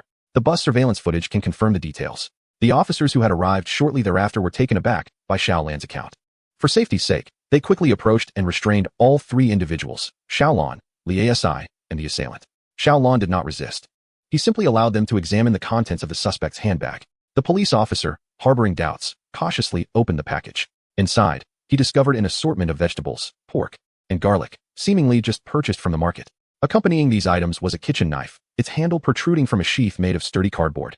Although it is against regulations to carry a knife on public transport, this one appeared to be newly acquired. Some citizens, in a moment of casualness, might place a newly bought knife into their shopping basket while riding the bus home. As long as it remains undrawn, it cannot be assumed that they harbor ill intentions. The officer began to form a tentative hypothesis, feeling a mixture of amusement and exasperation at the absurdity of the situation. To incapacitate someone merely on the suspicion of drug trafficking seemed an extreme form of justice, bordering on madness. If no narcotics were discovered, the reckless zeal of this self-proclaimed guardian would surely warrant admonishment. There remained one final item in the shopping basket yet to be examined, wrapped in a black plastic bag. Nestled at the bottom, heavy and damp. Judging by its scent and texture, it appeared to be pickled vegetables, perhaps sauerkraut or salted greens. The officer dutifully opened the black plastic bag and reached inside. Indeed, it contained pickled cabbage, but as he probed deeper, he encountered an unusual plastic texture. Hastily, he tore open the bag, revealing a waterproof pouch that fell with a plop. The yellow brine clung to the pouch, failing to conceal the fact that it was filled to the brim with a white powder. The officer's gaze sharpened instantly as he glanced at the suspect. The latter had already regained consciousness, initially struggling, but now, realizing that his hidden secret had been unveiled, appeared as though he wished to faint once more. "Take it for testing," he commanded. The hearts of all officers present raced with anticipation. Such a substantial package could easily weigh 1 or 2 pounds. The severity of the suspect's impending sentence would depend on the contents within. If it were merely a bag of salt, they could politely send him on his way. However, if it contained heroin, a mere 50 grams could warrant the death penalty, equivalent to several peanuts. The notion of execution lingered. No need for excessive bullets. One would suffice. The suspect, now fully aware of his predicament, felt utterly defeated. Had the officers not restrained him, he would have melted into a puddle upon the floor, akin to his own urine. No, it's not mine. I was just helping someone carry it. I had no idea it contained drugs. I'm innocent." Whether he was truly innocent would be verified later. "Hand over your phone." The officers tightened their grip, while, conversely, the scrutiny of Xiaolon and Li Si was relaxed. Although the nature of the white powder remained unconfirmed, the suspect's words heavily implied its illicit nature. With the right person apprehended, the use of force could be overlooked. After all, drug dealers, to put it bluntly, deserve no mercy. Such a large quantity of narcotics, regardless of its exact classification, would likely result in a sentence of 10 years or more, with the maximum penalty being death. This was indeed a significant case, prompting the station chief to emerge in alarm. "Sir, please have a seat and enjoy a cup of tea." The officer's demeanor towards Xiaolon softened, their faces breaking into smiles. "Please hold on for a moment. Verifying the items requires some time." Xiaolon leaned closer to the director, subtly lifting half of her mask before presenting her police badge, lowering her voice to say, "I apologize, but we are here on a special mission that demands urgency. We may not be able to wait for long." The director, upon seeing the holographic anti-counterfeiting seal, recognized the authenticity of the credentials, his face lighting up with understanding. I see. Special circumstances warrant special treatment. You two may proceed. Just leave your police numbers, and we shall discuss the subsequent matters later." Realizing they were fellow officers, the director surmised that the likelihood of drug-related involvement had increased, and everything began to make sense. Years of experience in law enforcement had honed an instinct. Upon encountering a criminal, an alarm would resonate in the mind. This notion may seem mystical, yet countless instances have substantiated it. No wonder Xiaolon possessed such discerning insight, acting decisively. After all, one could hardly expect ordinary individuals to exhibit such resolve. Amidst the puzzled gazes of other officers, the director graciously bid farewell to Xiaolon and her companion. "Director, you simply let them go? What if we apprehended the wrong individuals? Then there would be negotiations for compensation for damages." The director leisurely sipped his tea, a knowing smile gracing his face. "No need to rush. The results will reveal themselves in due time." Outside, Lia C felt a twinge of anxiety. "Brother Lon, are we truly just leaving? What if they are merely carrying salt? Wouldn't we be mistaking the wrong person?" Xiaolon, with her head bowed, checked the arrival time of the next bus on her phone, not lifting her gaze as she replied, "There's no mistake. I can tell at a glance that he is no good." After all, he was equipped with a large frying spoon capable of detecting criminals. As soon as a suspect approached its range, the handle would illuminate with a crimson glow. Simultaneously, a criminal record surfaced in Xiaolan's mind. Offense: illegal possession of a substantial quantity of etomidate, weighing 100 grams. Entering public transport with a weapon, in violation of public security management laws. Upon reading the first charge, Xiaolon realized that this was likely to result in a sentence exceeding 10 years. Although she was unfamiliar with etomidate, the weight of 100 grams, over 2 pounds, was more than one would dare purchase in a single transaction of pork. Upon reading the second charge, Xiaolon resolved to incapacitate the individual before them. With the suspect wielding a knife, she knew it was imperative to deny him any opportunity to retaliate. Prior to taking action, Xiaolon conducted a quick search on her phone to ascertain the nature of this drug. Etomidate is not a traditional narcotic. Its legitimate use primarily pertains to clinical anesthesia. However, in recent years, due to stringent crackdowns on conventional drugs in our country, certain unscrupulous individuals, wary of taking risks, have resorted to alternative substances, stimulants, sedatives, and anesthetics, though legitimate, transformed into substitutes for traditional narcotics when misused by nefarious individuals. Not only did these wrongdoers indulge in the substances themselves, but they also insidiously mixed these alternatives into e-cigarettes, deceiving the youth into inhaling them. When the craving struck, young individuals often could not discern whether they were experiencing a nicotine addiction or a drug dependency. Fortunately, our legal system has been swift to adapt. Upon recognizing this situation, etomidate was promptly added to the list of controlled substances. It was merely an update from the end of last year. No wonder Xiaolon failed to recognize him. Fortunately, the food cart provided a reminder. Otherwise, Xiaolon would have found it difficult to believe that the individual was a criminal. Perhaps even the criminal himself was uncertain of his own guilt. Not everyone pays close attention to the updates in legal statutes. This individual, Chow, might have fancied himself a rogue above the law, casually wielding a plastic bag and toting a hand basket as he brazenly roamed the streets. As for whether the contraband was his own or merely retrieved for another, let the police station investigate that matter. Meanwhile, within the precinct, through an examination of the suspect's text messages and call logs, the police had uncovered the truth. The bag of illicit items was indeed something the suspect had acquired for a friend. He was not a drug dealer nor involved in the trade. However, Chow was far from innocent. He had accepted 500 yuan to assist someone in this endeavor, and this was not his first time. He had been compensated several times, each payment ranging in the hundreds. To claim ignorance would be laughable. One need only use common sense to realize that no such windfall exists without consequence. If the items were legitimate, why not pay a mere 10 yuan for a runner instead of expending 10 or 20 times that amount to enlist Chow's aid? Are there truly so many fools with money to squander? Most are merely criminals feigning ignorance while fully aware of their actions, akin to those who lend their bank cards to strangers for receiving payments. Each transaction could net them hundreds or thousands in fees, only to be later deemed complicit in money laundering, all while crying foul for their supposed innocence. Is there truly such injustice? Claiming ignorance is a facade. while the act of feigning confusion is genuine. Observe how, since his capture, Chao has been reduced to a state of utter despair, having soiled himself twice in fear. He repeatedly implores, "I've earned barely 1,000 yuan. I want to be left with a criminal record, will I?" The officers regard him with a mixture of incredulity and disdain, devoid of any sympathy. Now he seeks our counsel. Why did he not inquire sooner? Was his phone not connected to the internet? Did he not know how to search for information? To wish to escape a criminal record is audacious. If he can keep his life, that alone would be a stroke of luck. Chao's tears flowed uncontrollably, akin to a torrent. I had no idea what was inside. I confess, please let me go, officer. The police officer, incensed, slammed his hand upon the table. You dare assist in transporting drugs without knowing their contents? Consider yourself fortunate that this 2 kilograms of white powder hasn't led to a death sentence. Had it been heroin, ice, or cocaine, you would deserve 20 executions. If it were morphine, 10. And for K too. Yet your life can only withstand 1 execution. Truly, you are recklessly courting death. A 10-year sentence would be lenient. Upon hearing the prospect of 10 years, the suspect collapsed into a chair, resembling a dog with a broken spine, weeping uncontrollably. Why? Why must I endure such a severe punishment for merely running an errand and earning a bit of money? It's unfair. It's unjust. I have committed no other crimes. Can't you let me off this time? I promise never to seek petty gains again. I'll return the 1,000 yuan to you. Please, spare me. The interrogating officers regarded him silently, coldly, without uttering a word.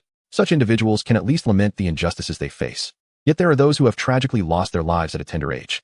The late drug enforcement officer, a comrade of his, was one who dedicated himself from a young age, diligently studying for over a decade, while remaining resolutely committed to physical training. In their early 20s, at the pinnacle of their youth, they finally achieved their dream of becoming a police officer, enduring long hours and perilous situations, only to meet an untimely end at the hands of a deranged drug dealer on an unfortunate day. Is this fair to them?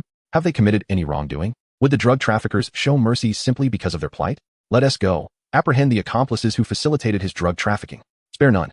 As Xiao Lan arrived at the gates of Chuanyang prison, the sound of a system reward notification echoed in his mind. Ding. 1 B-class criminal has been apprehended. Capture effective.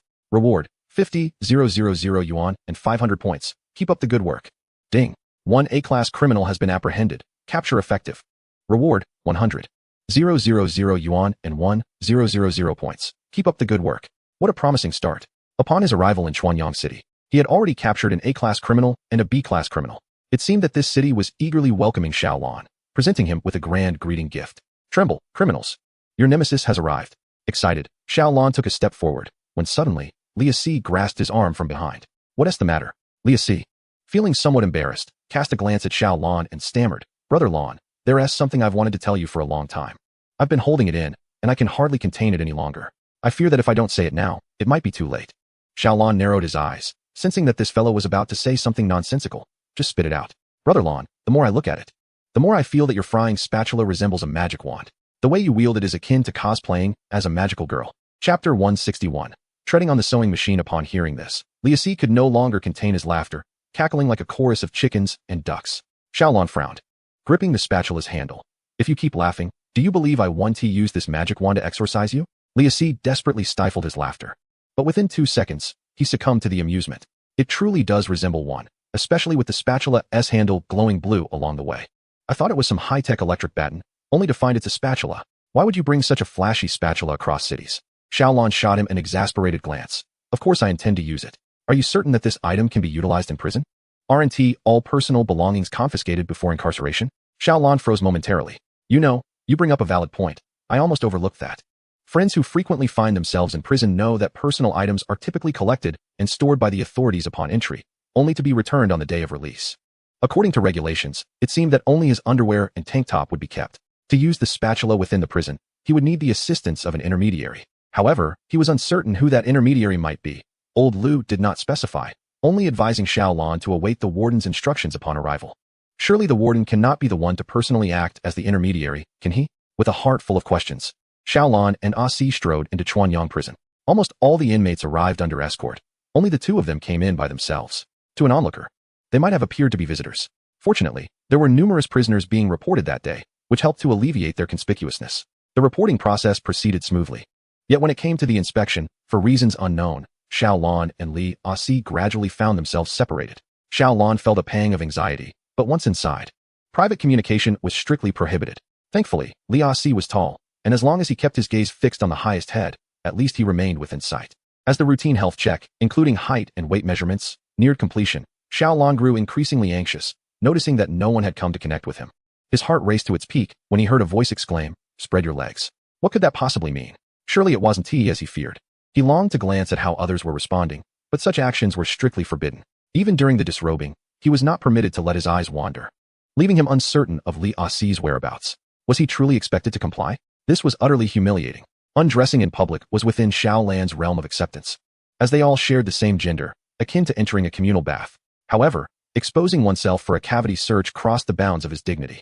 He understood the necessity behind the procedure, aimed at uncovering contraband hidden within the bodies of inmates. One must not underestimate the depravity of desperate criminals. While ordinary people recognize that the rear is an exit, criminals might transform it into an entrance or even a storage chamber.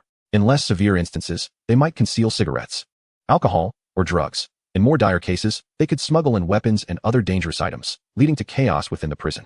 Behind every outrageous rule lies a bloody lesson.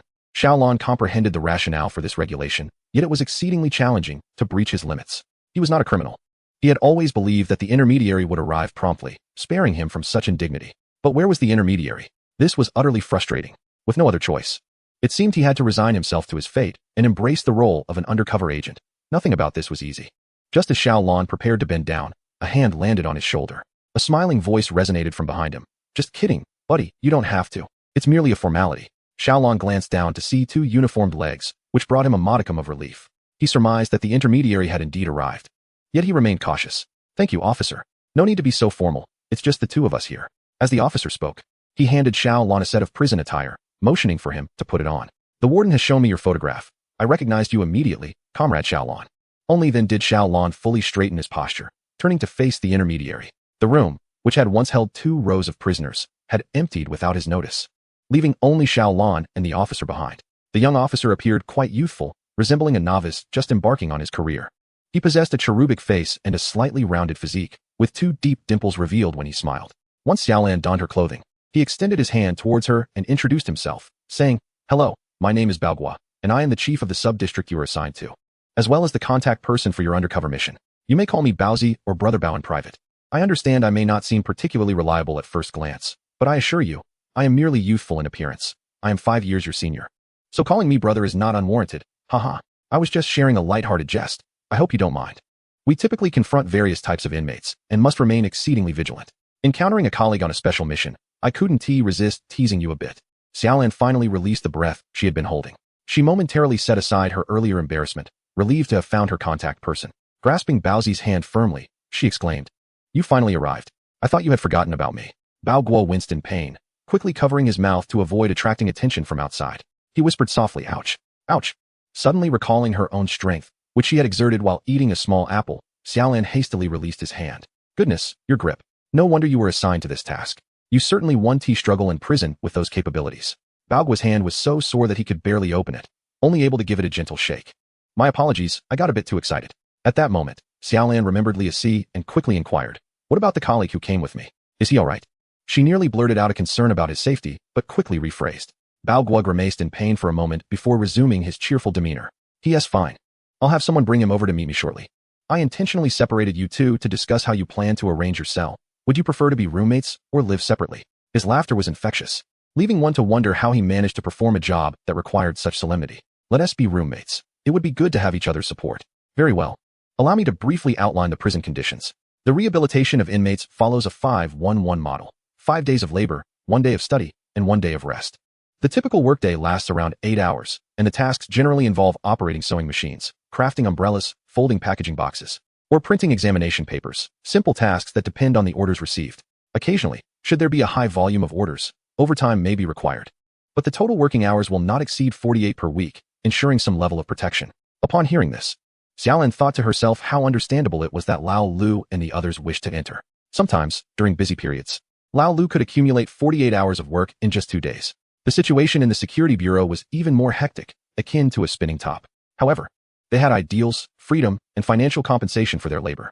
In contrast, in prison, the first things stripped away are privacy and freedom.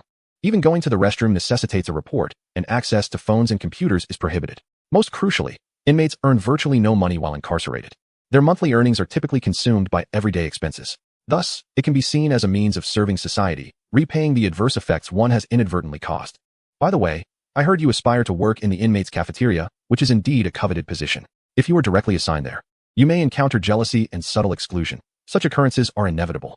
In Chapter 162, every profession has its quirks. Xiaolon did not anticipate that working in the inmates' cafeteria could lead to being targeted. He soon realized something. Is the treatment for those working in the cafeteria favorable? Baogua nodded. It cannot compare to positions outside, but relative to other jobs within the prison, it is indeed preferable. Inmates assisting in the cafeteria do not have to engage in monotonous assembly line work. Compared to the latter, the cafeteria offers more rest periods and flexibility.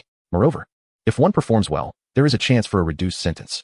Many inmates strive to be transferred to the cafeteria by demonstrating exemplary behavior, excelling in evaluations, and maintaining physical fitness through daily exercise, as the cafeteria is responsible for preparing meals for over 2,000 inmates. Strength and health are imperative. As for you, while you may possess considerable strength, your physique does not project an imposing presence, and your sudden arrival may make it challenging to earn their respect initially. However, rest assured, no matter how much they may ostracize you, they would not dare to resort to violence, as such actions would jeopardize their employment. Xiaolon quietly noted this. All right. I will keep a low profile upon my entrance. Baogua was quite pleased with this aspect of Xiaolon, subtly conveying his approval, albeit hesitantly. By the way, may I inquire how many individuals are aware of my and Asi's true identities? Baogua gestured to himself and then upward. Xiaolon replied, just you and the warden? Indeed, the more individuals who are aware, the greater the risk of exposure. Only by ensuring your prison experience closely mirrors reality can one uncover the genuine flaws in management.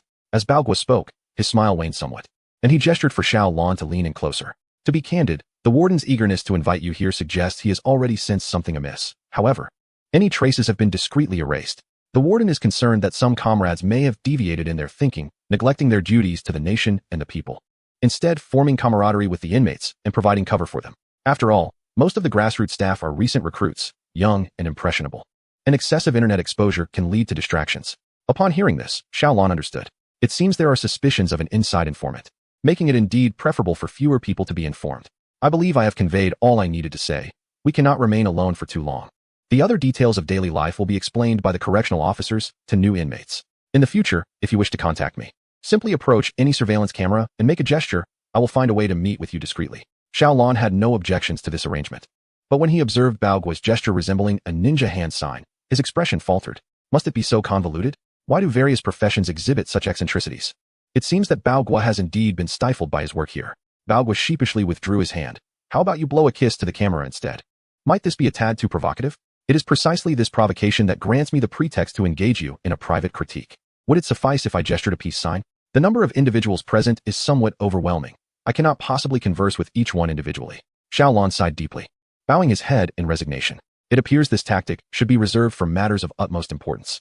Your frying pan cannot be brought into the cell, but I shall devise a means to deliver it to the kitchen for you in a couple of days. That would be splendid. Thank you. It holds great significance for me. It must be handed to me personally. With the final arrangement in place, Xiaolon embarked on his official life within incarceration. Once he passed through this threshold, none would know his true identity, nor would anyone treat him with kindness or courtesy. Under the guidance of the correctional officer, Xiaolon and Lia Si made their way to their dormitory. The dormitory was devoid of occupants, as the inmates had gone to work. Approximately 10 bunk beds were visible, with upper and lower berths. 2 oscillating fans hung from the ceiling, and there was no air conditioning. Further inside, one could find washrooms and toilets. The conditions were quite comparable to those of a typical university dormitory, with the most significant distinction being the pervasive surveillance cameras and the absence of doors in the restrooms, ensuring every corner could be monitored. Xiaolon and Lia Si exchanged no words, merely a glance, through which Xiaolon perceived Lia Si's exhilaration and delight. This fellow clearly did not regard the prison conditions as harsh. He was merely exhilarated to be back in a university-like environment. Were it not for the presence of the correctional officer, he would surely have been exchanging mischievous glances with Xiaolon, reveling in the joy of returning to bunk beds. However, his mirth soon faded as the correctional officer began to outline the dormitory rules. Lights must remain on during the night, with the main lights turning off at 10 o'clock, leaving only the small lights on until dawn. Wake-up time was set for 6 o'clock, with roll call commencing at 6:20. When sleeping, heads must face outward, no burying oneself in the blankets, nor whispering to one another. Nighttime bowel movements were strictly prohibited. Only urination was allowed. Inmates were to take turns on night watch, ensuring that others could sleep without incident. Those on night duty would be exempt from day shifts the following day, as per the dormitory head's instructions. Most rules were tolerable. Yet the prohibition against nighttime bowel movements was particularly daunting. For those with delicate stomachs, it could prove catastrophic. Nevertheless, every seemingly absurd regulation held its rationale. The restroom lacked doors, and during the frigid winter, the windows were sealed. For safety reasons, inmates were forbidden to cover their heads with blankets. Should someone attempt to relieve themselves, the entire dormitory would be rendered unconscious by the stench. Leah C., who had been chuckling moments ago, was now sobered by the gravity of the situation. After a brief tidying of their quarters, the correctional officer escorted them to the cafeteria for work. Rest was out of the question. Inmates were prohibited from lying on their beds during non-sleep hours. If life were too comfortable, could it still be deemed imprisonment? It would merely resemble a vacation. After a short walk, Xiaolon and Leah C. stood at the entrance of the inmates' cafeteria. The prison cafeteria was divided into two sections, one for the staff, catering to the prison guards, and the other for the inmates serving their sentences. The staff cafeteria was outsourced to various catering companies, offering higher standards of food quality and taste. In the prison cafeteria, the incarcerated individuals are directly responsible for meal preparation, a role they refer to as the kitchen brigade. The team in charge of the kitchen consists of approximately 35 inmates, some of whom possess culinary certificates. While the majority have never been exposed to the culinary field before receiving brief training, the primary requirement for this role is physical strength, as cooking in large pots demands considerable arm strength, with minimal emphasis placed on the taste and quality of the dishes. Additionally, a positive attitude towards rehabilitation is essential. Any malicious intent is strictly prohibited. After all, the meals prepared are consumed by the inmates themselves, and should an unscrupulous individual, perhaps a former journalist, decide to taint the food, countless others would suffer the consequences. Upon his arrival, Xiaolon found the cafeteria bustling with preparations for dinner. As he stepped inside, he was greeted by an overpowering scent of oil that made him frown. This aroma was not a remnant of poor hygiene, but rather a thick, greasy odor resulting from an excessive amount of oil used in cooking. Looking around, he saw a row of large cooking pots, with 7 or 8 kitchen staff laboriously wielding oversized spatulas, struggling to stir the contents within. The acrid smell of smoke wafted from the pots, and he found it difficult to discern what they were cooking. The surface of the pots was coated with a thick layer of oil, appearing yellow and green, likely from the vegetables, yet there was no hint of any fragrant aroma, only the overpowering scent of grease. The present-day prison kitchen starkly contrasts with those of the last century, where meals were devoid of oil and served with meager rations. In contemporary times, oil is no longer considered a luxury, and the prison does not impose strict limitations on its usage, especially since inmates work 8-hour shifts daily. With insufficient culinary skills, they compensate with oil and salt. As long as there is enough oil in the dishes, it can mask other deficiencies, allowing the inmates to work with vigor and without complaints regarding the lack of grease. Perhaps it is this mindset that has led the kitchen brigade to use more oil than water in their cooking. Just a whiff was enough for Xiaolon to recognize that the meals were excessively oily, to the point of inducing nausea. "Old son, come here for a moment," called the supervising officer to a short, stout man in the kitchen, who promptly jogged over. These two were new additions to the kitchen team, possessing prior experience as assistants. Observe and assign them tasks accordingly. "Understood, officer." Chapter 163. They sure know how to pass the buck. As soon as the officer departed, Xiaolon witnessed what could only be described as a dramatic transformation reminiscent of the theatrical art of Sichuan opera. The previously meek old son adopted an air of arrogance, exuding the demeanor of someone in charge. Among the kitchen staff, old son was the most seasoned, having worked there for 3 years. Prior to his incarceration, he held both a culinary certificate and experience in cafeteria operations, which led to him being entrusted with significant responsibilities upon his arrival. It would not be an exaggeration to say he was the head of the kitchen, as everyone followed his lead. He scrutinized Xiaolon and Leah C. from head to toe with a discerning gaze. When his eyes landed on Leah C., he nodded approvingly. However, upon reaching Xiaolon, he furrowed his brow. "You, with those slender arms and legs, must have primarily assisted with vegetable preparation in the kitchen before, correct? However, we now have an automatic vegetable cutter, so your role here will merely involve peeling." He casually glanced into the kitchen and turned back, saying, "We now have enough hands for peeling. You can assist with washing the dishes." After speaking, he reached out and pinched Leah C's arm, as if assessing the quality of pork, and upon satisfaction, he gave a hearty pat, marking it with an approval stamp. "Not bad, sturdy and strong. You should be able to handle the large pot. Go ahead and cook." Although automatic cooking machines were now available, human effort was still necessary for efficiency. With just a few words, he assigned tasks to the two. Xiaolon, the professional chef, was relegated to washing dishes, while Leah C., a novice, was thrust into a core position. If one were not aware of the kitchen selection criteria, one might think it was a slight against Xiaolon. However, upon hearing others belittle Xiaolon, Leah C. took offense. He had come specifically to taste Xiaolan's cooking. Now, if he couldn't even enter the kitchen, his trip would be in vain. "No, I can't cook. Brother Lon is the professional. Let's switch. I'll wash the dishes." Lao Sun, chewing on his toothpick, glanced at them impatiently. "What does it matter if you are a professional? Have you ever cooked for thousands in a large pot? You are still too young to grasp it. Trust my arrangement. It's foolproof. Experience is irrelevant. Strength is paramount. I have no time to debate. Dinner is at 5:30. We are quite busy. Let me try. I'm very strong, Xiaolon interjected. Just as Lao Sun was about to scoff, questioning how strong he could be. Xiaolon effortlessly lifted the hefty Li Si in one arm, not giving Lao Sun a chance to respond. Is this sufficient? I could even lift you too. Want to give it a try? Xiaolon teased, beckoning to Lao Sun with his free hand. Li Si sat in Xiaolan's embrace. Reminiscent of an elephant on stilts, his face beaming with pride, as if to say, look how impressive my brother is. The entire kitchen staff stood frozen in disbelief. Good heavens, who are these two? Did they practice lion dancing or juggling before entering? Lao Sun's lips trembled a few times before he finally relented. Fine, you can cook. And he will wash the dishes. But let me be clear. Cooking is laborious work. If you tire yourself out and get injured, don't blame me. No blame. I assure you, came the confident reply. Xiaolon was guided to a row of large frying pans, each manned by a robust individual with bulging veins, with others waiting to switch shifts behind them. The spatulas they wielded were as thick as Xiaolan's wrist, resembling shovels more than cooking utensils. Stirring the food in the frying pans required constant attention. Otherwise, the bottom would burn, and the top would remain undercooked. This was indeed a laborious task, one that could not be managed alone, hence the need for rotation. Lao Sun flicked a towel at one of the men's arms, and he promptly stepped aside. You'll take his place. As for you, wipe the tables. The man, hearing he could stop cooking, exhibited sheer joy, exclaiming, all right, all right. He cast a grateful glance at Xiaolon and swiftly departed.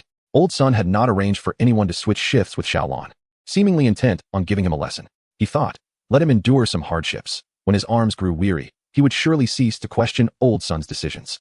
Yet, Xiaolon appeared oblivious to the trap laid before him, burying himself in the study of the frying pan. Before him was a large pot of yellow and green concoction. He used the spatula to push aside the surface oil, scooping out a bit to examine closely, only to realize it was winter melon slices. However, he could not ascertain how long it had been cooked, for the winter melon had transformed into a mush, retaining only the edges of its original form, leading one to mistakenly believe it was a pot of millet porridge. Observing Xiaolan's furrowed brow, Old Sun assumed he was reconsidering his approach, and, with a hint of malicious delight, urged him, hurry up and stir, don't be lazy. If it burns, you'll be penalized with extra duties. Xiaolon paused his contemplation, wielding the large spatula to stir vigorously. Before long, he became aware of the mocking glances directed at him. Uncertain of his misstep, he turned to the others, tilting his head in confusion, but no one offered an explanation. Only the portly man closest to him whispered in a hushed tone, Buddy, you're making this far more difficult and inefficient. You should stir like we do. Xiaolon glanced at the man's actions, observing him plunge the spatula into the mixture, stirring it energetically in a clockwise motion. The contents of the pan produced a gurgling sound akin to a muddy swamp. Imitating the man, Xiaolon found this method to be less laborious. However, it was no wonder the winter melon disintegrated into mush. This hardly resembled frying, more akin to boiling or stewing. It was difficult to define. It reminded him of the slop he had once seen in the countryside, prepared for pigs. The presentation was utterly unappetizing, and the taste was even more unbearable. As Xiaolon stirred, his discomfort grew, and he could not help but frown. The vegetables purchased from the cafeteria were fresh, high-quality ingredients. If the winter melon could comprehend its arduous journey in the greenhouse, battling weeds for nutrients, living in constant fear of pests gnawing at its fruit, and finally maturing only to be treated in such a manner, it would surely lament its fate. What difference was there from rotting in the field? Both the appearance and texture were identical. Witnessing the degradation of the ingredients pained Xiaolon far more than any personal distress he had encountered. It was unbearable, truly unbearable. Out of sight, out of mind. This pot was beyond salvage, and Xiaolon thought it best to start anew, simply plating the mishmash. Just as he began to transfer 2 scoops into the stainless steel basin, the well-meaning, portly man interjected, Don't rush to plate it. It needs to cook a little longer. Xiaolon, bewildered, pondered how this pot of yellow-green mush could possibly require additional cooking, as it was nearly burnt. Wasn't it already sufficiently cooked? The portly man shook his round head. It's hard to say. What if there are a few undercooked pieces? What if the inmates get an upset stomach from it? He advised, take my word for it. Let it cook until thoroughly done. If it's overcooked, it won't matter. If it tastes bad, the whole kitchen will be blamed. But if someone gets sick, the blame will rest solely on you. Xiaolon fell silent. Who says these individuals are not professional chefs? They certainly excel at tossing their pans. Chapter 164. This pot is so large, it could hold a bath. Xiaolon suddenly felt that if old Lu and the director were truly placed here for a vacation, they would likely be unable to maintain their composure after just a week. While they might accept the rigorous demands of time management without a hitch, they would undoubtedly find it intolerable to endure meals comprised of such fare 3 times a day. Just think, what do we seek in life? It is merely the satisfaction of our basic needs before pursuing ideals and achievements. Yet here, there is no freedom for relief, and sustenance is reduced to mere survival. Day after day, the only lingering goal is the countdown to their release, yearning to escape this confinement. Xiaolon too wished to leave this place soon. He could not bear to watch so much food being squandered, nor could he tolerate the thought of consuming it himself. Ugh, repulsive. In silence, he poured the pot of spoiled winter melon into the basin, washed the pot anew, and then stared intently at the menu for the day, observing his furrowed brow. Old Sun misinterpreted the situation, believing that Xiaolon had become disheartened by the complexity of the cooking. Just as he was about to mock him, Xiaolon pointed at a dish on the menu and inquired, "May I prepare this dish?" The staff responsible for washing the vegetables had already cleaned and chopped the ingredients for today's meals, forming a small mountain of greens. Old Sun glanced at the verdant pile and smirked dismissively. Suit yourself. Yet, inwardly he thought, you won't relent until you face the harsh reality. You think switching to leafy greens will be any less laborious? Let us see how you fare. The dish Xiaolon referred to was stir-fried cabbage, which is traditionally best when torn by hand for better flavor absorption. However, in the interest of efficiency, the kitchen opted for a knife cut. Removing the core and making a few strategic cuts transforms a cabbage in no time. Perhaps due to its simplicity, they chose not to utilize the automatic vegetable cutter, instead opting for manual preparation, which Xiaolon noticed immediately. Knife cutting was acceptable. It wouldn't significantly affect the outcome. Stir-fried cabbage is a remarkably straightforward and common dish. Various provinces boast numerous methods of preparation, tallying over a dozen distinct approaches, showcasing the dish's widespread appeal. Some regions favor a dry, fragrant rendition without a drop of water. Others prefer a steamed version with added moisture for a refreshing texture. Some first fry the cabbage before stir-frying for a robust flavor, while others blanch it before mixing for a low-fat, healthy option. Some prefer a tangy taste, while others lean towards spiciness, each with its own emphasis. Regardless of regional variations, all share a common hallmark: freshness, aroma, crispness, and crunch. Any dish failing to meet these four criteria is deemed a failure. Innovation is irrelevant. Old Sun did not remain fixed beside Xiaolon, as he needed to patrol intermittently to ensure that other kitchens were not making mistakes. He occasionally cast a glance at Xiaolon, noticing he was heating oil in a pan, preparing to sauté garlic and scallions. TSK. Old Sun emitted a sound laden with meaning that was lost on Xiaolon. To others in the kitchen, however, it was clear.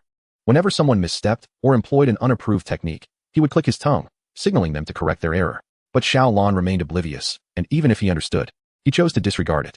Old Sun, disinterested in offering guidance, allowed him to make mistakes, believing that he would learn from the experience.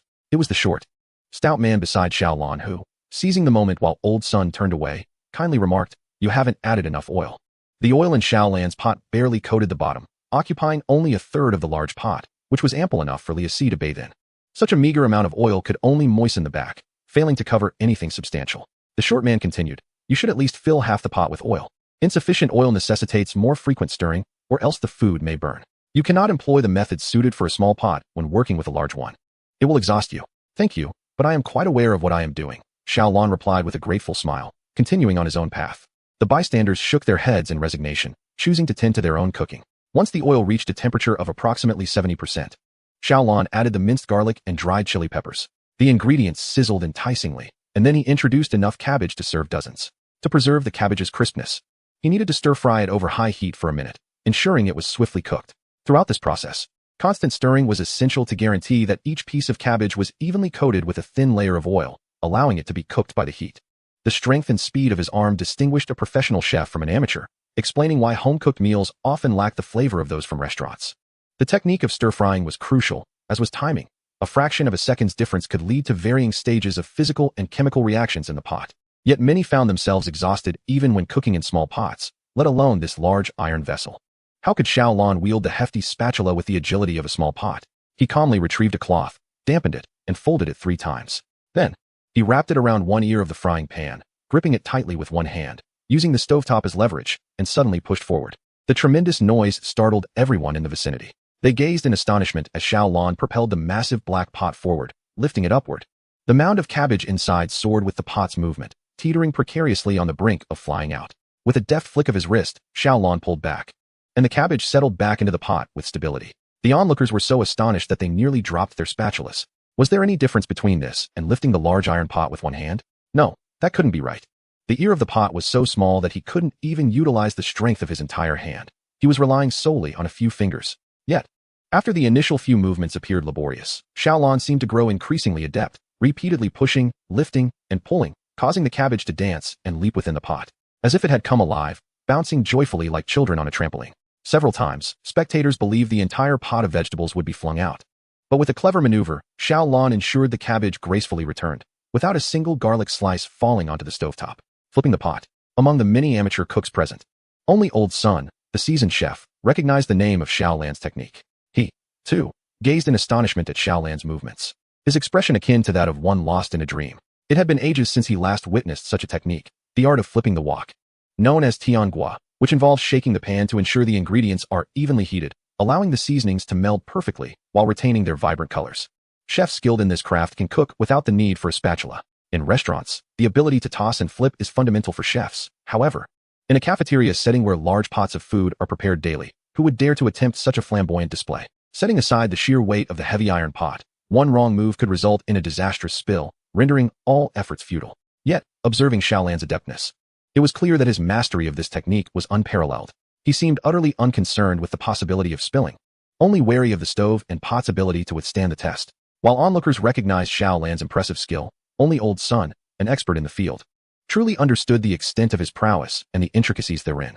The term double ear refers to the design of the wok, which lacks a handle, meaning one must grip the small pot ears with great force to execute the flip. This challenge is akin to grasping a person's ear and lifting them into the air, akin to sending a yo-yo flying before reeling it back. Not only is the gripping area limited, but the temperature of the pot ears is also exceedingly high, posing a risk of burns with the slightest mishap. Should the quality of the ear fail to support the weight and break, the entire dish would be ruined. Consequently, all spectators were left on edge, their hearts racing. The mere 3 minutes of flipping felt interminable, as if half an hour had passed. During this brief period, Xiaolan showcased not only small flips and large flips, but also forward, backward, leftward, and rightward flips. Old Sun had no doubt that, had the ingredients been suitable, Xiaolan would have even attempted more complex maneuvers like spinning the pot or tossing it. Meanwhile, the neglected spatula appeared utterly bewildered, as if questioning its own existence and purpose.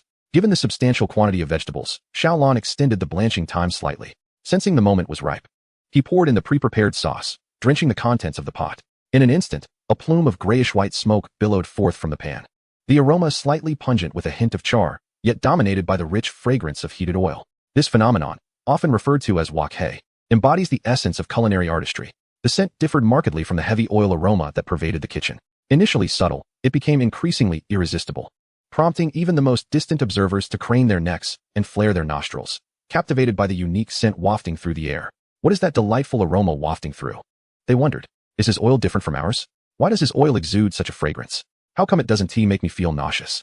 The kitchen staff exchanged hushed whispers, intrigued by the unexpected allure. In the kitchen, they were cooking, enveloped in a thick aroma of oil that was so pervasive it could satiate one's hunger merely by its scent.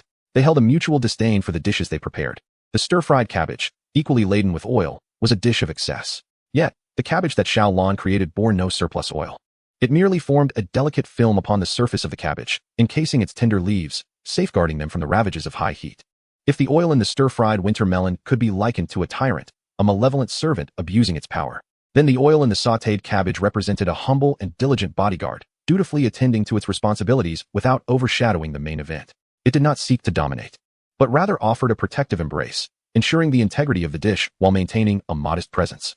One could easily pierce through the veil of smoky oil to discern the inherent fragrance of the cabbage, even catching a hint of the mustard-like spiciness characteristic of cruciferous vegetables. The layers of flavor were distinct and aromatic. One could only imagine how busy the taste buds would become upon tasting such a dish. Xiaolan finally drizzled a touch of fragrant vinegar along the edges of the pan before lifting the cabbage from the heat. Thus, the fully realized dish of oil-sautéed cabbage was complete. The vinegar would evaporate, and a mere splash would not transform the entire dish into a sour affair. Instead, it would preserve the cabbage's crispness and enhance its flavors, much like an etiquette attendant adding a light-hearted touch to a formal gathering. Due to Xiaolan's swift movements, many failed to observe the final ingredient he had added.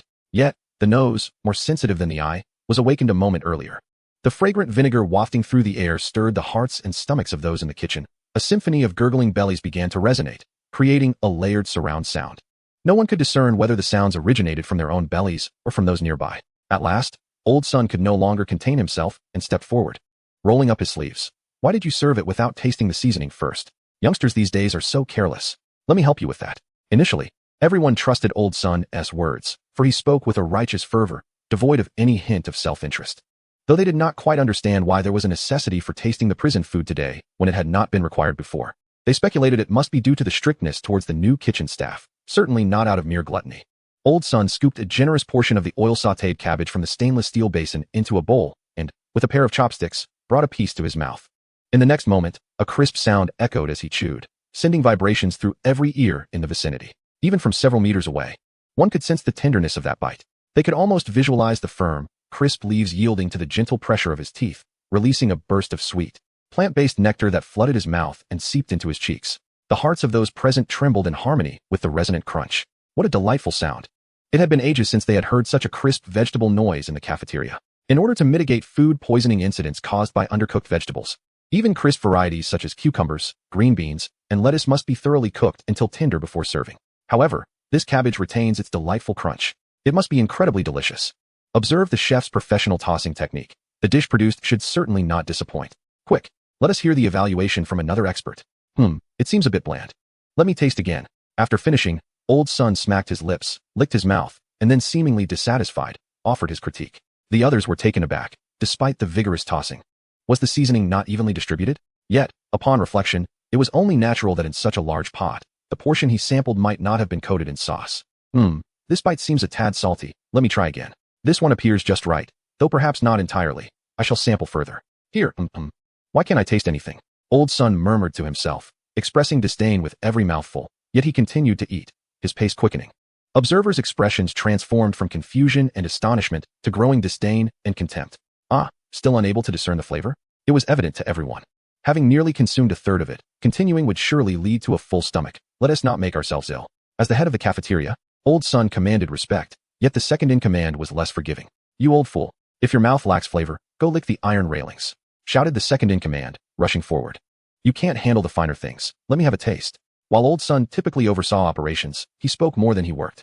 In contrast, the second in command, though lacking culinary expertise, labored diligently, often leading by example, thus earning great respect. With the second in command taking the lead, several nearby rushed over excitedly, exclaiming, "Let me try! Let me try!" Those further away grew agitated as well, turning off the fire and abandoning their utensils to dash forward. Save some for me! Save some for me! Only a few, slower to react, remained puzzled, asking, "What is happening? What are we fighting over? Why must tasting the dish become a competition?" Typically, they would push and shove, unwilling to yield. Having already eaten his fill, Old Son compassionately regarded the speaker, shaking his head and inwardly lamenting, at this pace, they wouldn't even catch the warm food if it were served hot. After this reflection, he felt a pang of pride for his quick reflexes. In the first second after tasting, amidst a flash of insight, he suppressed the upward curve of his lips and the relaxation of his brow, forcing every quivering muscle in his face to revert to a hesitant expression. Thanks to his remarkable acting skills and the seamless integration of dialogue into life, he managed to consume mouthful after mouthful. Were it not for his swift reactions, he would have lost his dignity and authority.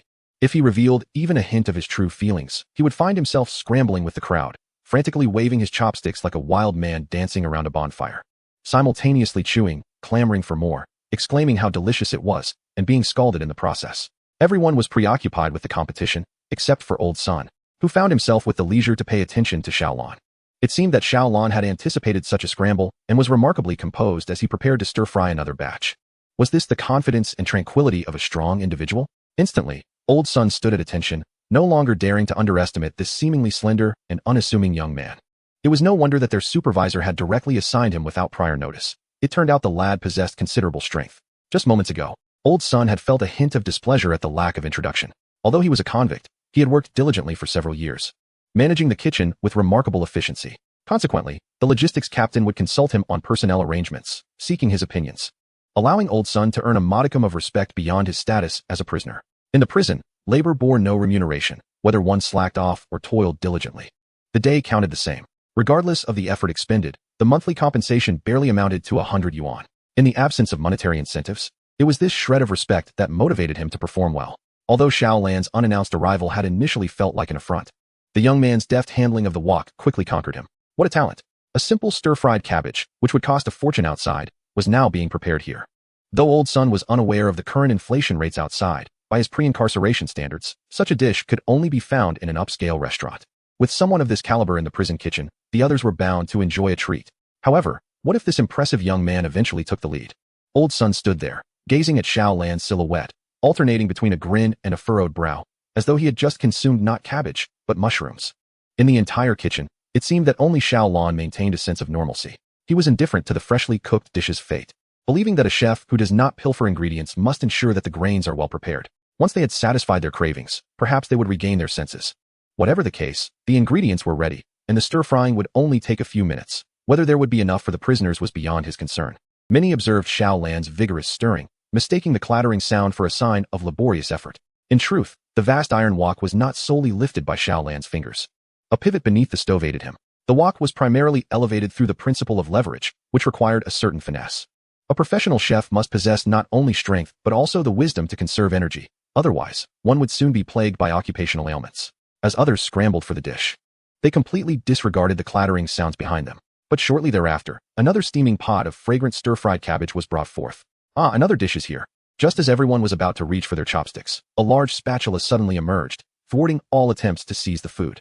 Angered, they looked up only to be met with an even angrier visage. Old Sun glared at them, his dark eyes reflecting the ravenous expressions of all those around him, as though they were famished souls returned to life. Enough already. Just one bowl will suffice. No more reaching for the chopsticks. What will the other prisoners eat? Lao Sun's voice rang out like a wake-up call, jolting everyone back to reality. They glanced at one another, all clad in aprons, finally realizing their roles as chefs. They had lost their composure, nearly forgetting they were in prison, as if they were dining out with friends. Lao Sun did not scold too harshly, for he was the first to lose his decorum. He waved his hands dismissively. Go on, return to your tasks. Mealtime is fast approaching. Is there no sense of order left? The group gazed longingly at the remnants of cabbage and broth in the stainless steel bowl, then at the steaming bowl just served. Their eyes glued to it as if enchanted. The temperature of the leftover cabbage had cooled to a perfect state for consumption. The cabbage beneath was even more flavorful, and as they picked it up, it clung to some broth, creating a rich taste that was utterly delectable. Their tongues could discern not only the pronounced saltiness, sweetness, and spiciness, but also a subtle tang that had previously gone unnoticed. This hint of acidity was incredibly appetizing, like pressing the reset button on a calculator. With each bite, the food they had previously consumed felt as if it had been reset, leaving them increasingly ravenous.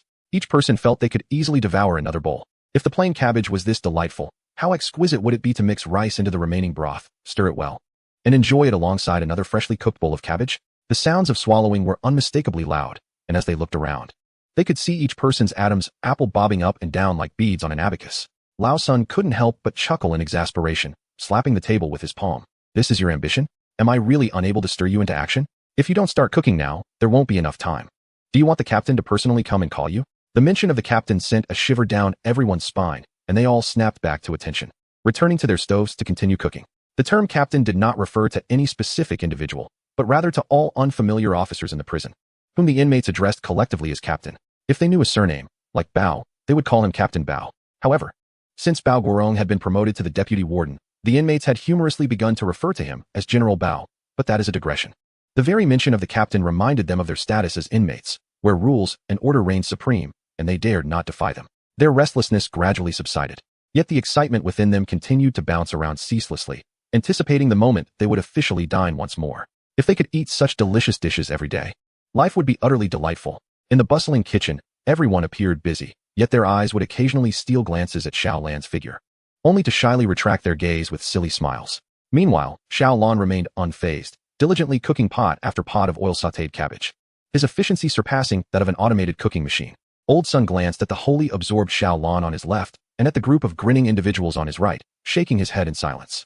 This state of affairs was untenable. Their spirits seemed to have taken flight, and could they truly perform their duties with such distraction? It appeared that after dinner, a meeting would be imperative.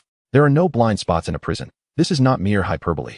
The kitchen is also equipped with cameras, and the disarray exhibited by everyone, devoid of decorum, was fully exposed to scrutiny. It was only because Old Sun managed the dining hall with such excellence, earning trust and avoiding incidents, that he was not under constant surveillance, enjoying a modicum of freedom.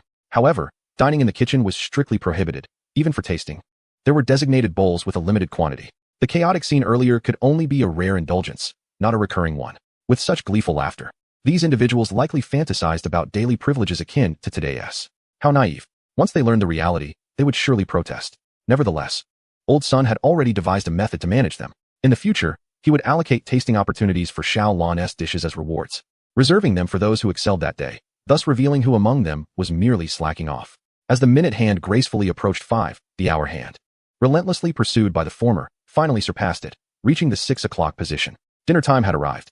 The officers commenced the process of counting inmates and conducting body searches, a daily routine for safety. Simultaneously, the kitchen had prepared meals, adhering to the 48-hour sampling protocol, and began the official distribution. It was yet another mundane day, following the established order. The inmates, with eyes devoid of hope, lined up to enter the dining hall, taking their seats according to their assigned numbers. The kitchen staff wheeled carts, distributing bowls of food to each table. Observing the unchanged dishes, the inmates felt even more fatigued after a long day's work. Why? The air in the dining hall seemed to carry a hint of novelty today, sparking hopes for new dishes, yet it remained the same old fare. Even with variations, the monotonous meals had become tiresome. The kitchen possessed the uncanny ability to render all different dishes indistinguishable in taste. They were even too weary to lift their hands to transfer the food from the large bowls to their small bowls. The thought of expending energy to consume such fare after a long day only added to their exhaustion. However, rules were rules, whether they wished to eat or not. They had to partake. Refusing meals or self-harming would incur penalties. Once inside the prison, bodily autonomy ceased to belong to the individual. Here, in this confinement, silence reigned, with not a word uttered. Chapter 166. The severe consequences of slacking off at work. With the officer's call for dinner, the inmates picked up their plastic spoons and bowls. To prevent suicides or assaults, even the utensils for dining were not permitted to be metal or ceramic. Chopsticks were out of the question. Otherwise, the moment chopsticks were handed out, they could turn into instruments of harm, stringing hearts together like a lucky clover, forming a concentric circle of despair. Thus, the true horror of the prison did not lie within its walls, but rather in the souls of the inmates confined within. One can never ascertain which among the thousands of inmates harbors the twisted malevolence of a beast disguised in human form. Even the most ordinary of prisoners harbor trepidation towards such aberrations. Regardless of how closely the prison's routine resembles that of a school or factory, certain nuances incessantly remind each inmate of the lurking dangers surrounding them. This omnipresent pressure permeates the very air, intertwining with every breath, seeping into their pores, infiltrating their very essence, rendering them breathless. Under such immense strain, how can one truly savor a meal? The appetite wanes, the food is unpalatable, and each day drags on, akin to a mere existence devoid of vitality. Many may appear spirited at first glance, yet upon closer inspection, they exude a faint aura of despair. Some individuals, upon merely grasping their spoon, succumb to sighs of resignation. "Xiaopan, why aren't you eating? The patrol is approaching," a fellow inmate urged. The person referred to as Xiaopan, his face sagging, replied numbly, "No appetite." The others nearby whispered encouragement, "Even if you lack appetite, you must eat. Look at you. You're so emaciated that your skin is sagging. Hurry, pretend to eat a few bites." Upon catching sight of the patrolling officer, Xiaopan hastily bent down to shovel a few mouthfuls of rice. As he ate, he noticed a hint of saltiness, and upon further inspection, a trace of bitterness. It was tears mingling with his rice. No matter how bitter the tears, they could not compare to the anguish within his heart. Before his incarceration, he was a robust individual, often referred to as the chubby one since elementary school. In merely 6 months, he had shed 60 pounds due to the rapid weight loss. His skin sagged from this swift transformation, and the other inmates no longer called him the fat one, but rather the Sharpei. He recognized that this was a breed of wrinkled dog, yet his ears often misheard it as something far more derogatory. Regardless of the interpretation, the insult stung deeply. When his family visited him in prison and beheld his drastic weight loss, they mistakenly assumed he had endured inhumane treatment and was deprived of food and warmth. In truth, there was no maltreatment. It was solely the overwhelming psychological pressure coupled with unappetizing food that led to his unintentional decline in health. This predicament even led to several mandated psychological counseling sessions, yet he remained unable to overcome the emotional hurdle. He felt an undeniable sense of injustice regarding his imprisonment. A bewildering circumstance indeed. He had merely taken a summer job, introduced by his uncle, who claimed it was a legitimate debt collection agency. Those years coincided with the rampant proliferation of online loans. The demand for loans was high, leaving the collectors significantly understaffed. Xiaopan, being a robust young man, was told by his uncle that his presence would bolster their image, requiring little more than to stand around with a stern demeanor. Initially, he was just a summer worker, but soon he found himself assisting regularly, donning sunglasses and striking poses with one hand casually tucked in his pocket, all while listening to audiobooks through his headphones, often finishing a novel within 2 or 3 days. The work was relatively easy, and the financial rewards flowed swiftly. The company's owner, valuing his uncle's contributions, extended a warm invitation for him to join the firm officially upon graduation. However, just as he neared graduation, the owner was suddenly arrested, followed by his uncle, and ultimately, he too was apprehended. It was only upon his sentencing that he realized he had been deceived by his uncle. What had been presented as a legitimate debt collection agency was, in fact, an illegal and violent extortion ring. He lamented that his engrossing audiobooks had blinded him to the nefarious activities of his associates, leading to his unwitting entrapment and the obliteration of his future. Upon entering, he lamented daily with an anguish that pierced his very soul. Who could have anticipated that a mere dalliance at work would culminate in such dire consequences? Truly, life resembles a stage play. He now felt reluctant to venture out, consumed by a sense of shame. He was at a loss as to how to confront relatives, friends, teachers, and classmates, and how to face the victims plagued by ruthless debt collectors, not to mention society at large. Yet, the agony of remaining in prison was relentless, a constant reminder of his past transgressions. He found himself trapped in a predicament, caught between two insurmountable obstacles, unable to swallow his food. In that moment, a faint exclamation pierced his thoughts. "Oh my, delicious. Hurry, Xiao Pan, you must taste this cabbage. It's simply exquisite." Jolted by an elbow, Xiao Pan lifted his gaze to behold a bowl of cabbage excavated to a hollow pit. The other dishes remained heaped, glistening with grease. Yet this vibrant green cabbage had been voraciously devoured by his tablemates. Each prisoner chewed with cheeks bulging, their bowls still brimming, while their eyes fixated intently on the serving spoon in the bowl. The moment someone released their grip, another would swiftly seize it. The spoon's handle perpetually pointed skyward, never permitted to rest. Xiao Pan was momentarily dumbfounded. After half a year, he had never witnessed such fervor over a particular dish. Observing the scene, he mused that were it not for the regulations prohibiting chaos and competition, they would have certainly surged forward in a frenzy. Silence. No ruckus. A guard's sudden command startled Xiao Pan, causing him to tremble and feign eating a bite of rice, only to realize the admonition was directed at another table. A dispute had arisen among inmates over some item, their voices rising in volume, prompting immediate intervention. Xiao Pan remained perplexed, wondering what they were fighting over. Surely, it could not be the cabbage? Noticing his daze, a nearby inmate elbowed him urgently. "Hurry up and eat. If you don't, it'll be gone." Frustration mounted among those around him, resorting to calling him by his nickname in exasperation. However, in a gesture of goodwill, once the serving spoon reached his hands, it promptly delivered a generous scoop into his bowl. "Eat up. You'll starve into a scrawny dog." Suddenly jolted back to reality, Xiao Pan gazed down at the vibrant green leaves in his bowl, stirred by an unexpected emotion. This cabbage, astonishingly, had retained its color even after being cooked for so long. It was neither wilted nor greasy, and it indeed seemed somewhat extraordinary. Just as he prepared to lift the spoon for a taste, another hefty scoop of cabbage landed in his bowl, courtesy of another inmate at his table.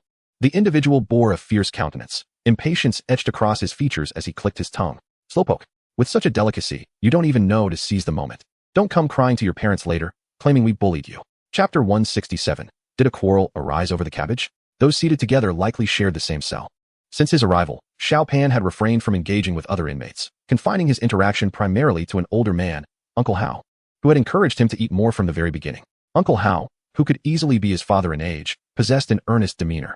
It is said that he came from a poor family, driven by financial need to commit theft, resulting in a mere 1-year sentence, with only a few months remaining until his release. As for the other roommates, Xiao Pan had no desire to inquire further, nor the courage to do so. To his surprise, the most intimidating among them, much like Uncle Hao, served him food. Humanity truly is a complex entity. Dismissing further thoughts, Xiao Pan hastily took a bite of the cabbage. Initially, he found nothing particularly remarkable about it. It seemed like an ordinary home-cooked dish. However, as his teeth pierced the leaves and the stem released its juices, his eyes widened in astonishment. The flavor, perfectly balanced between salty and sweet, was so delightful that he could scarcely believe it was real. The cabbage had been stir-fried to perfection, effectively dispelling the pungent rawness while retaining its crispness without overcooking it. In the rapid high-heat stir-fry, the plant's vacuoles had not had the chance to undergo any osmotic reaction with the outside, allowing the internal moisture to be preserved to the utmost.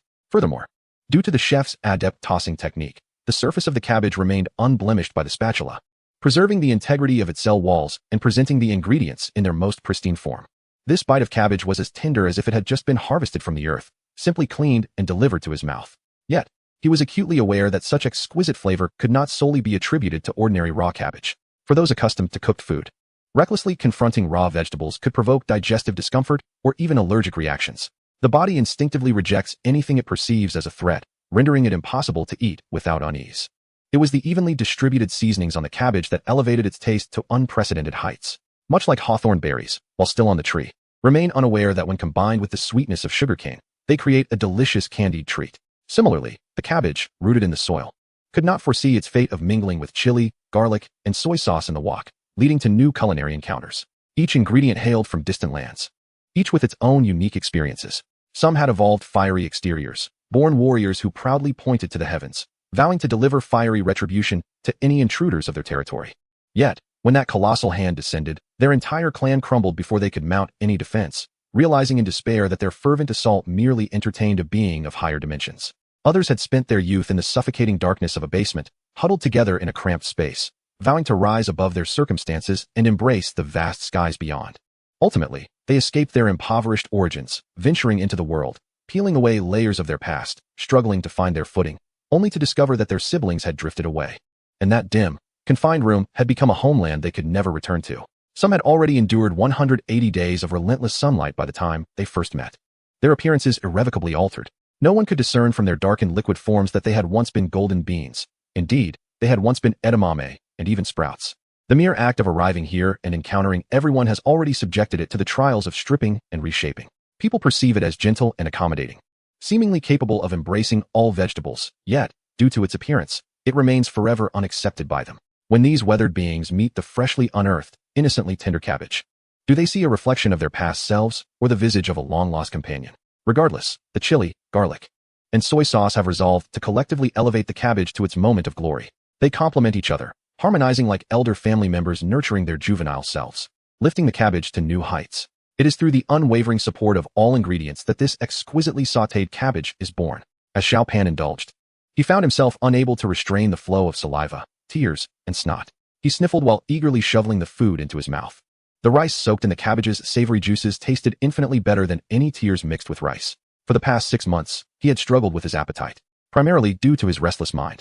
He feared imprisonment, yet dared not venture outside. His heart wavered, uneasy and anxious, of course affecting his sleep and diet.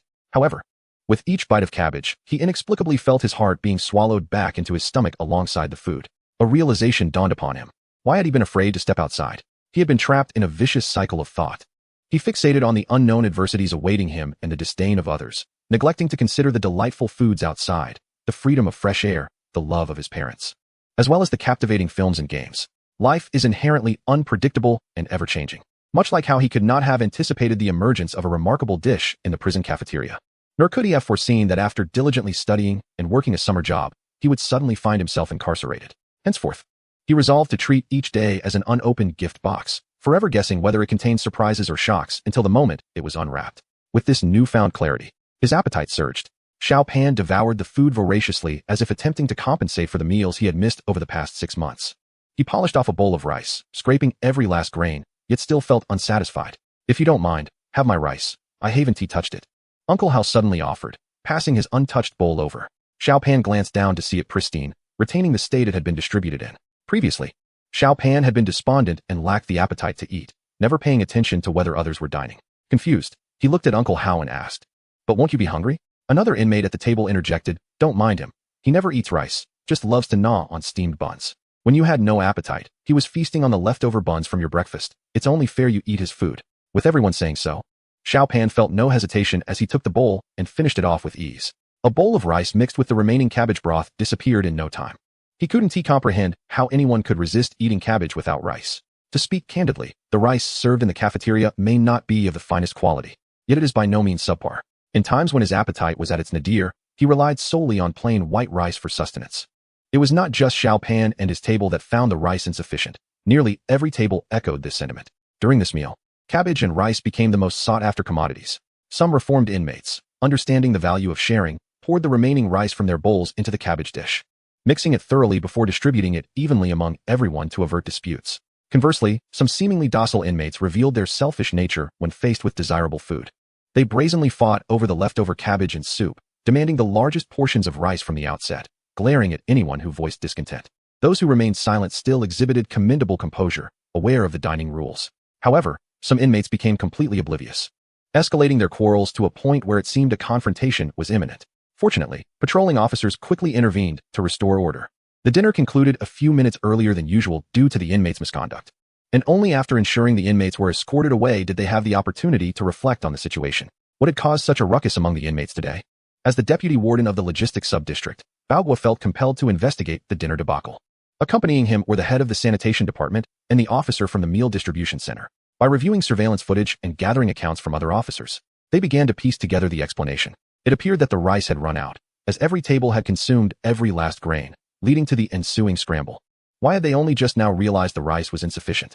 The officer from the meal distribution center was perplexed. There had been no reason for this in the past. There had always been leftover rice, with portions ample enough to accommodate even the heartiest of appetites. After each person received their serving, there were still 2 additional servings available for those with larger appetites. Could it be that the labor intensity of that afternoon had been particularly high, resulting in increased hunger among the inmates? This query would have to be set aside for the moment, as there was another peculiar matter at hand. Why were there so many leftovers at dinner today? Previously, each dish had been scraped clean, with excess oil dissuading everyone from indulging. Yet today, the other 3 dishes on each table appeared untouched. With questions now raised, it was time for verification.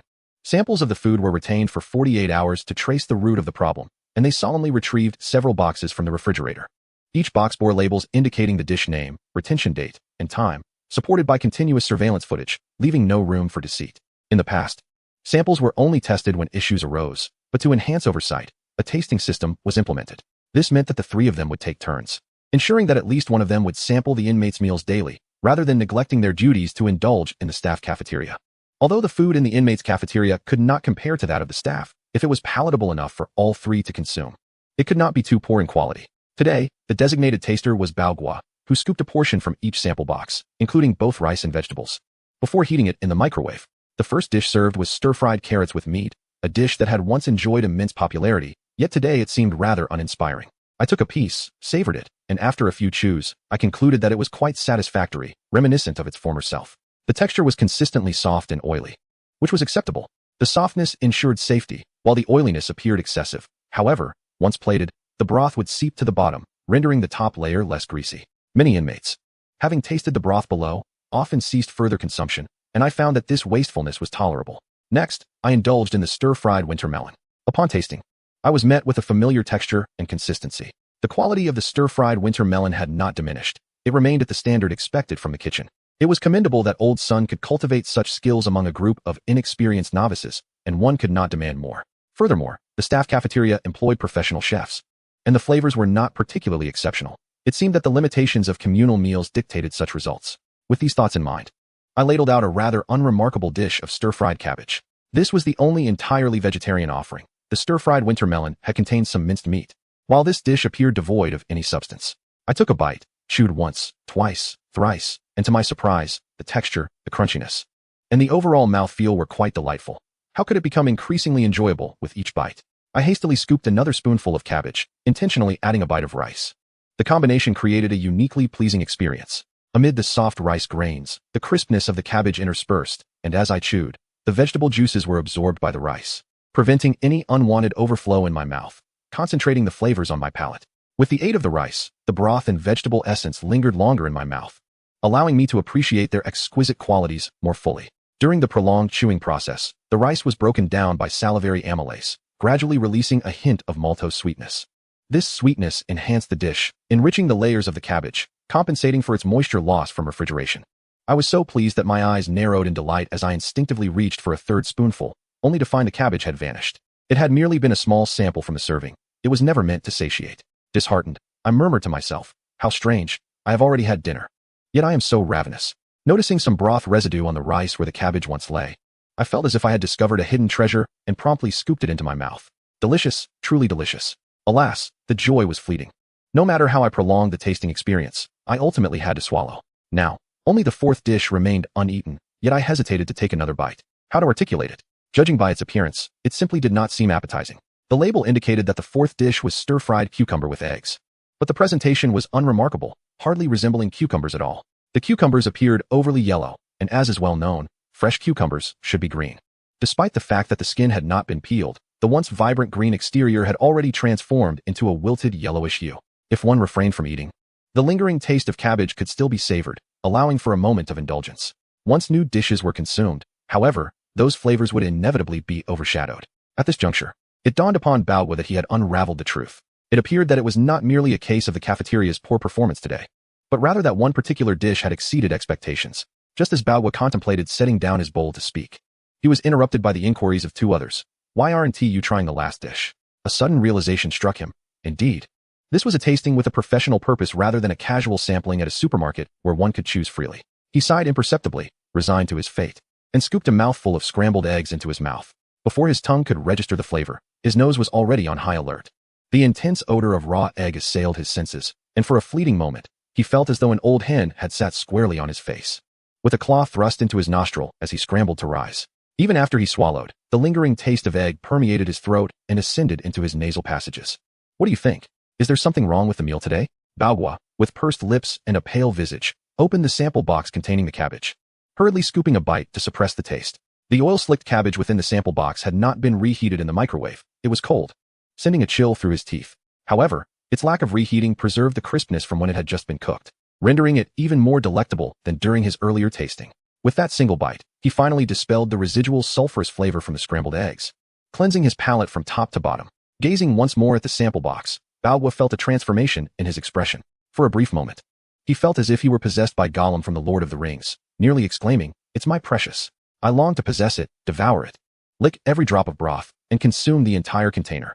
Ultimately, however, it was his iron will that allowed him to reseal the cabbage sample box and return it to the refrigerator, choosing to avert his gaze and quell his desires.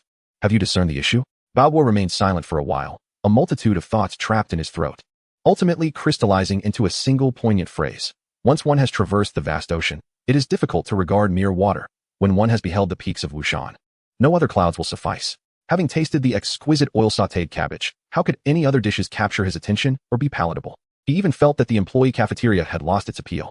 No wonder there was insufficient rice for dinner. With cabbage of such caliber, even an abundance of rice would be insufficient. Noticing the bewildered expressions on the faces of the two individuals, Balgua proceeded to elucidate his discovery. The two listened dumbfounded, glancing at the refrigerator with shifting eyes. Is it truly that delicious? Can 3 meat dishes not compete with a single vegetable dish? I must try a taste. Balgua quickly intervened, positioning himself in front of the refrigerator. Do not taste any further. If you do, there will be nothing left for sampling. He dared not to easily break the seal, uncertain if he could once again conquer his inner demons. Thus, I believe I have a grasp on this matter. I shall have a conversation with Old Sun regarding adjustments. Let us strive to minimize waste, shall we? Balgua took the initiative to take charge of the situation, and naturally, no one else had any objections. From the surveillance footage, he noted that the person responsible for the dish of oil-soaked cabbage was Xiaolan. Since he had brought him in, it was only fitting that he took full responsibility. However, he had long heard of Xiaolan's exceptional culinary skills, though he had not anticipated them to be this remarkable, so much so that it was almost causing a stir within the prison walls. Initially, Balgua intended to refrain from interference, allowing the undercover comrade to maintain a low profile. Yet, it proved impossible, like a firefly in the night, even in silence. Xiaolan's brilliance could not help but shine. Thus, he resolved to make proper arrangements. At 7 p.m., the inmates sat and rose to watch the evening news broadcast. No one noticed when Old Sun was called away. Upon his return, his gaze toward Xiaolan had shifted dramatically, reflecting a mix of helplessness, envy, admiration, and jealousy. It was unexpected that someone who had only arrived on their first day could wield such influence, even prompting the attention of the deputy warden. Earlier, Balgua had summoned Old Sun primarily to address a singular matter. Xiaolan should not be confined to preparing just one dish. It was essential to avoid creating a sense of disparity among the inmates. He could be tasked with preparing several dishes to set an example for the others, thereby elevating their skills. As for the dishes Xiaolan prepared, they could be distributed randomly to maintain discretion. Old Sun nodded in agreement. Yet internally, he pondered. The standard set by Xiaolan was unattainable for the average individual. The technique of flipping the wok, for instance, required extensive practice. Not to mention, even he, having seen it, could not replicate it. Old Sun was genuinely intrigued. A talent like Xiaolan should undoubtedly be thriving outside. So how had he ended up in prison? Upon returning to the dormitory, he found that the others had not ventured out for leisure, but were instead gathered around Xiaolan. At first glance, it appeared as though they were engaging in group bullying, but upon closer inspection, it became clear they were posing similar inquiries. Your culinary skills are exceptional. You must be a renowned chef outside. How did you end up here? The inmates present had all worked in the kitchen that day and had tasted Xiaolan's dishes, utterly captivated by his craftsmanship. Thus, they had no inclination to intimidate him. Xiaolan's hands were akin to the willow branches of Guanin's pure vessel. Whether they would feast on meager rations or sumptuous delicacies depended solely on Xiaolan's willingness to sprinkle a little sweet dew, transforming the mundane into the extraordinary.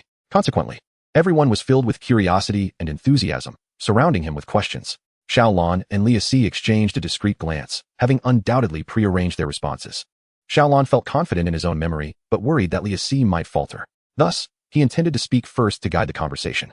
Fortunately, Lia Si grasped Xiaolan's intent and refrained from interjecting. Xiaolan began. It was a matter of a brawl. Some thugs were harassing my girlfriend. After a few drinks, I confronted him. As you know, being a chef means wielding heavy iron pans daily, so when I am intoxicated, I lose track of my strength and unintentionally cause some serious harm, which led to my imprisonment. Everyone wore expressions of realization. To be enraged for a beloved is quite reasonable, they mused, especially after indulging in a bit of cat urine. Today, the earth-shattering clamor caused by Xiaolan had already conveyed everything. His strength was beyond ordinary. Perhaps he had lifted the thug by the ear and swung him like a yo-yo. Ultimately, the victor found himself imprisoned, while the defeated ended up in the hospital. And what about you? All eyes turned to Lia Si. In a fluster, he suddenly recalled that the two seemed to have only one reason in mind. With everyone staring at him, He could only stammer, "Ah, me too." A collective look of confusion spread across the crowd. "Are your girlfriends the same person?" Xiaolon quickly interjected to clarify. "My girlfriend is his sister." Another wave of understanding washed over them as they nodded in unison. No wonder they appeared to have a good relationship. It turned out to be a brother-in-law and a brother-in-law's sibling. However, their confusion soon resurfaced. "Your brother-in-law is so tall and robust, and the thug dared to tease in front of you both? We are too. They are a group." Xiaolon replied swiftly, then suddenly reflected on how much one's environment could influence behavior. On his very first day in prison, he had already mastered the art of lying without a hint of embarrassment. To divert further questioning, Xiaolon took the offensive. "By the way, how did you all end up here?" Chapter 169. The annual Top 10 Foolish Thieves. The topic of how one entered the prison is among the most frequently discussed subjects within its walls. After all, life inside becomes monotonously uniform, day in and day out, a stifling routine devoid of excitement. When the urge to boast arises, one can only recount the illustrious deeds from before their incarceration. What may appear as mere conversation often serves as a covert inquiry into one another's backgrounds, allowing individuals to gauge how troublesome someone might be. For instance, if one encounters a murderer, they would do well to steer clear, while those who entered due to brawling should be approached with caution to avoid provoking their tempers. As for robbers and thieves, they dance on the edge of legality daily. How bold can one be? In contrast, rapists occupy the lowest rung of the prison hierarchy. These individuals, who prey solely upon women, are undoubtedly cowards, and one can be assured of their timidity when confronted. Among rapists, those with pedophilic tendencies are particularly prime targets for bullying, as they are merely cowards who dare to victimize children. In other prison sectors, many offenders tend to exaggerate the severity of their crimes. Killing a dog can be spun into a tale of slaughtering an entire family, as they strive to craft a fearsome persona. However, in the logistics sector, particularly among those in the kitchen, the narrative is quite different. These individuals are generally well-reformed criminals, chosen as exemplary representatives from various prison units. While ordinary inmates are forbidden from even touching chopsticks, those in the kitchen are entrusted with knives and spatulas, a clear indication of the trust they have earned. Therefore, kitchen inmates tend to downplay their offenses. The short, stout man in the back kitchen who had kindly warned Xiaolon goes by the name of Shunzi and shares a dormitory with him. He is widely recognized as the most affable individual in the entire cell, possessing an air of sincerity that sets him apart. He is congenial with everyone and exhibits a heart full of warmth. However, when the topic of his incarceration arises, while others maintain a relatively calm demeanor, his face flushes crimson, reminiscent of a monkey's behind. The others turn their gazes towards him, stifling their laughter as they teasingly urge, "Shunzi, do share your illustrious tale once more." A bashful expression washes over Shunzi's face. After several playful nudges, he hesitantly begins, I merely picked up a piece of rope, thinking no one would want it." Both Xiaolon and Li Aci raise their eyebrows in bewilderment. To face imprisonment, one must be sentenced to at least a year. What sort of rope could warrant such a severe penalty? Was it made of gold? They ponder. No. It was just an ordinary nylon rope. The other inmates can no longer contain themselves, bursting into laughter as they chide him. "Shunzi, you still aren't telling the whole truth. What was that rope connected to? Why don't you enlighten us?" "Connected to what?" Xiaolon inquires with curiosity. Shunzi, resigned, grits his teeth and replies, "A dog. You stole a dog." Li Aci leans in closer. Stealing a dog shouldn't result in such a harsh sentence. Was it an expensive one? Shunzi scratches his head, then his face, and finally his knee. "I don't know how much the dog was worth. When I took the car, it was hiding in the back seat, so I just took it along." Xiaolan's mental gears slowly begin to turn, and after a moment of realization, he exclaims, "You stole a car." Shunzi lowers his head in acknowledgement. The other inmates, unable to suppress their laughter any longer, erupt into hearty guffaws. "Ha! You made a minor incident into a grand affair. It's absurd that you merely picked up a piece of rope. Every newcomer almost fell for your ruse. With that innocent face of yours, you are the least innocent of all. I almost got hoodwinked by you myself. Your absurdity is truly unparalleled." Through the animated chatter of the other inmates, Xiaolon learns the true story of Shunzi. Shunzi is generally a good-natured individual, but he harbors a troublesome habit of being light-fingered. One day, while walking home after work, he encountered a driver who had stopped halfway to relieve himself. Noticing that the car door was ajar and the keys were still in the ignition, his impulsive nature took over, and he dashed inside to drive off. However, he had barely covered a few meters before halting abruptly, for a dog was seated in the back seat. Through the rearview mirror, he could see an Alaskan Malamute, whose head was 3 times the size of his own, slowly rising and glaring at him. The dog's leash was tangled around the handbrake. By releasing the handbrake upon entering the car, he had inadvertently awakened the dog. Thus, Shunzi's brief foray into driving resulted in a costly exchange. A mere few meters of driving experience earned him 5 rabies vaccinations and a 5-year prison sentence. The other inmates find endless amusement in recounting this tale, often jesting, "If you love driving so much, why not just work as a taxi driver? You could have made a profit." How could you possibly think stealing a car was as simple as swiping a bicycle? In this day and age, cars are equipped with anti-theft devices, dash cams, GPS tracking, and surveillance cameras on every major road. There are virtually no blind spots. Only a fool would dare to steal a car. With a dismissive sound, he noted that even the most ordinary vehicle starts at a price of $50,000. The threshold for car theft stands at a mere $1,000 to initiate a case, yet the sums involved are staggering. Who would dare to engage in such acts? Fortunately, Shunzi was unsuccessful. Being a first-time offender with a contrite demeanor, he might have faced a minimum sentence of 10 years had he succeeded. Xiaolan, upon hearing this, was left utterly bewildered. He began to question whether Shunzi had intentionally sought imprisonment to secure sustenance. However, Shunzi's demeanor was one of deep shame, as if he wished to bury his head in his trousers, far from an act. Xiaolan longed to inquire further, but refrained from adding salt to his wounds. Meanwhile, Li Si could not contain himself, exclaiming, "I can't help but feel you've become a notorious figure. Weren't you featured in the annual list of the most foolish thieves? I cannot comprehend your actions. Were you possessed at that moment?" A proper thief would meticulously map out a comprehensive disposal network before attempting a heist, working in concert with a group. How could you dare to steal without any plan? The government has not only intensified its crackdown on vehicle theft in recent years, this has been a serious issue for nearly 2 decades. There was an industry-wide rectification. The measures were so stringent that all accomplices, including those involved in repainting and modifying stolen goods, faced accountability. Thus, it is common knowledge among thieves that stealing cars is arduous, and disposing of them is even more challenging. It is safer to steal a bicycle than a car. Nowadays, many vehicles remain parked along the streets, often left to decay, as no one dares to steal them due to the risks involved. To sell a stolen vehicle, one would have to transport it far away, perhaps to greener pastures, where the movement is fluid, surveillance is sparse, and the chances of capture diminish. Shunzi sighed deeply, instinctively mimicking the action of smoking, only to realize he had no cigarette in hand, leading him to sulkily lower his hand. I was simply caught up in the moment. When opportunities arise, all reason evaporates, and I become solely focused on seizing them. Alas, now I am filled with regret, immense regret. In truth, during his first year in prison, Shunzi found it impossible to break the habit of stealing. The items he pilfered held little value: plastic spoons from the cafeteria and fabric used for making umbrellas from the workshop, which he frequently absconded with. Consequently, he faced several stints in solitary confinement. When asked why he stole, he could not articulate a coherent reason. It was as if his hand operated on autopilot whenever an opportunity presented itself. His guards found him particularly exasperating, for Shunzi was typically a model inmate, cooperative with rehabilitation efforts and eager to assist others. Even after his incarceration, his former employer and colleagues often visited him, caring for his family and even loading money onto shopping carts for him, a testament to his amiable nature. Yet, he could spend money treating his cellmates to bread one moment and then steal someone's free toothpaste the next. He would apologize when reprimanded, yet he would inevitably repeat the offense.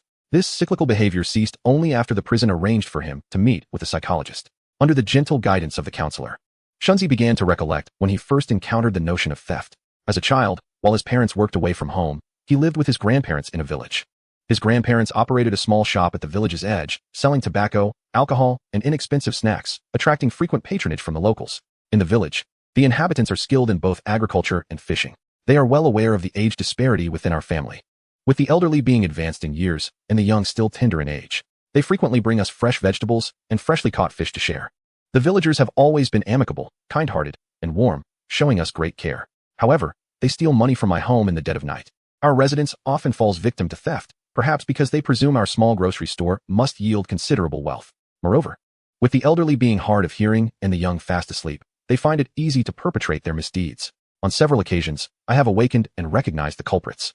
They are often uncles, brothers, and aunts who typically show us kindness. Yet, when we encounter each other during the day, they greet me with smiles, affectionately patting my head and engaging in casual conversation with my grandparents, as if the nocturnal thefts were not committed by them. I found this perplexing. My grandfather also awoke during those nights and urged me to remain silent. He knew these individuals were thieves. So why did he treat them the same way the following day? Additionally, some children brazenly steal snacks in front of my grandparents, yet they do not admonish them. I wonder if they simply did not see it or if they chose to ignore it. Furthermore, my neighbor has 2 boys, slightly older than I, with whom I often played during my childhood. Their parents farmed at home and did not seek employment elsewhere. Occasionally, their mother would take them to the town market and would graciously invite me along. I cherished their family. The brothers were my closest friends, their mother was gentle, and their father had a cheerful disposition. On one market day, I witnessed the brothers stealing items from a stall. During our return journey to the village, I grappled with whether or not to inform their mother of their actions. To my surprise, after we disembarked, the brothers confessed to their theft, even presenting the stolen goods as if seeking praise. Even more astonishing was their mother's reaction. Instead of reprimanding them, she expressed delight, commending them for their resourcefulness at such a young age in saving money for their family. These occurrences left a profound sense of confusion and shock during my childhood. However, as they became more frequent, I grew accustomed to them. When a psychological counselor asked me, "You have received an education, you know stealing is illegal, do you not?" I contemplated the question earnestly, as if encountering it for the first time. After a long pause, I concluded that the world appeared fragmented to me. In school, in books, and in the news, stealing is deemed wrong, and thieves are labeled as villains. Yet, in my life, theft and goodness seemed disconnected. The individuals who stole were evidently good people, those I held dear. Even if they stole, they were not scolded, rather, they were praised. Thus, I too felt compelled to explore this path. I wished to help my family save money. Moreover, with so many villagers having stolen from my home, surely taking a little from them would not matter. On several occasions, I was caught in the act of stealing. Before fear could take hold, they averted their gaze, as if they were the ones in the wrong. As time progressed, I grew increasingly audacious, even coming to perceive that failing to steal was a loss. A discomfort that lingered for quite some time. Upon hearing Shunzi's explanation, Xiaolon felt that everything began to make sense. Behind such absurd behavior, there must be even more ludicrous motivations. No wonder he engaged in such a high-risk, low-reward folly as car theft. It was not as if he had suddenly been possessed. Rather, he had developed a conditioned reflex. Stealing had become as automatic as a knee-jerk reaction, thoughtless and uncontrollable. His childhood experiences and the impoverished environment had instilled in Shunzi 4 erroneous beliefs. Stealing is commonplace. It can be forgiven. One can still be a good person after stealing. And theft could alleviate the burden on his family, bringing joy to his parents. In most matters, Shunzi possessed a normal moral compass, but in the realm of theft, he did not perceive it as wrongdoing. To challenge this belief would mean denying his past and the decades of his life, a painful process indeed. Yet, if his understanding did not change, he would remain a frequent visitor to prison. Fortunately, thanks to the insight of a psychologist who identified the root cause and provided targeted intervention, Shunzi began to genuinely contemplate change. To date, he still instinctively reaches for opportunities to steal. However, after doing so, he now heeds the psychologist's counsel, pausing to reflect before deciding whether to act. Though it cannot be deemed a complete cure, the results are certainly significant. Sometimes, studying a criminal's past and analyzing their psyche is not aimed at absolving them. Rather, it seeks to uncover the patterns that lead to criminal behavior, thereby preventing other young individuals from following in their footsteps. This world contains not just one left-behind child or one underdeveloped village. We must find ways to prevent more individuals like Shunzi from becoming who they are. In the prison, others often treated Shunzi's reasons for incarceration as mere anecdotes, laughing without delving deeper. Had it not been for Li Ac's boldness today, Shunzi might not have shared his conversations with the psychologist with the group. After hearing him, a solemn silence fell over everyone. No one is born aspiring to become a criminal. Such extreme antisocial personalities are exceedingly rare. Most are shaped by a multitude of factors: family, school, society, or personal issues, leading to a cascade of missteps. Thus, prisons exist to re-educate and rehabilitate them. Finally, someone cleared their throat and, in a mocking tone, remarked, "Ah, so you genuinely feel that stealing cars and ending up in prison is shameful, which is why you're not being so explicit. I thought you were just trying to amuse us." With this, the atmosphere returned to normal, and others joined in the conversation. Well, it's not too late for you to understand that stealing is wrong. In a couple of years, you'll be out, with your good behavior. You might even receive a reduced sentence. Another chimed in. Indeed, you were young and reckless before, but knowing how to amend your ways now is what truly matters. Thankfully, you were only sentenced to 5 years. You'll still be a young man when you get out. Unlike myself, who, alas, was not prudent and suffered the consequences of my ignorance, attempting to gain a trifling sum of money only to receive a sentence of 10 years in prison. The individual who uttered this statement evidently possesses a far graver history. Indeed, he proceeded to recount the circumstances of his incarceration. I, too, was once accustomed to petty theft, believing it to be inconsequential, a shared indulgence among peers. Despite having a respectable occupation, I mingled with dubious characters, occasionally engaging in illicit ventures for a bit of extra cash. I reasoned that we were not bank robbers or reckless criminals. Our escapades merely involved pilfering minor items, such as fruits, yielding modest earnings, and I thought that, should we be apprehended, we would merely endure a beating before being released. Eventually, we ventured to steal railway tracks to sell as scrap metal, aiming for a meager profit. To our astonishment, the scrap yard refused to accept our haul. Not only did we earn nothing, but our actions also caused a freight train to derail, leading to a 10-year sentence. Fortunately, no lives were lost. Otherwise, a life sentence would have awaited us. This revelation left Xiaolon astounded, her chin resting in disbelief. Such profound ignorance and folly. One could hardly conceive of a greater level of stupidity. To pilfer railway tracks for the sake of paltry earnings. Was this even a rational human endeavor? What could possibly be the worth of scrap metal at a recycling station? Certainly not even a yuan per pound. To jeopardize national railway infrastructure for a meager gain is an audacious folly indeed. Surely, they did not think that the theft would be excusable as long as the value did not exceed 1,000 yuan. Their audacity was staggering.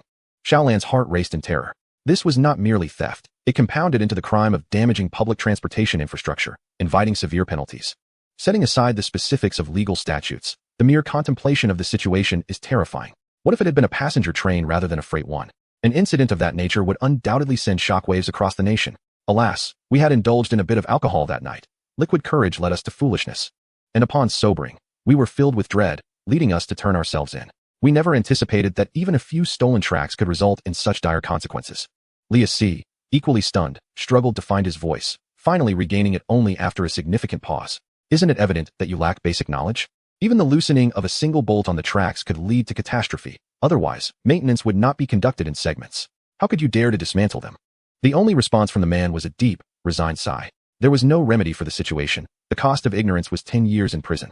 Before their misdeed, they were entirely unaware that even decommissioned railway tracks were subject to state-controlled recycling.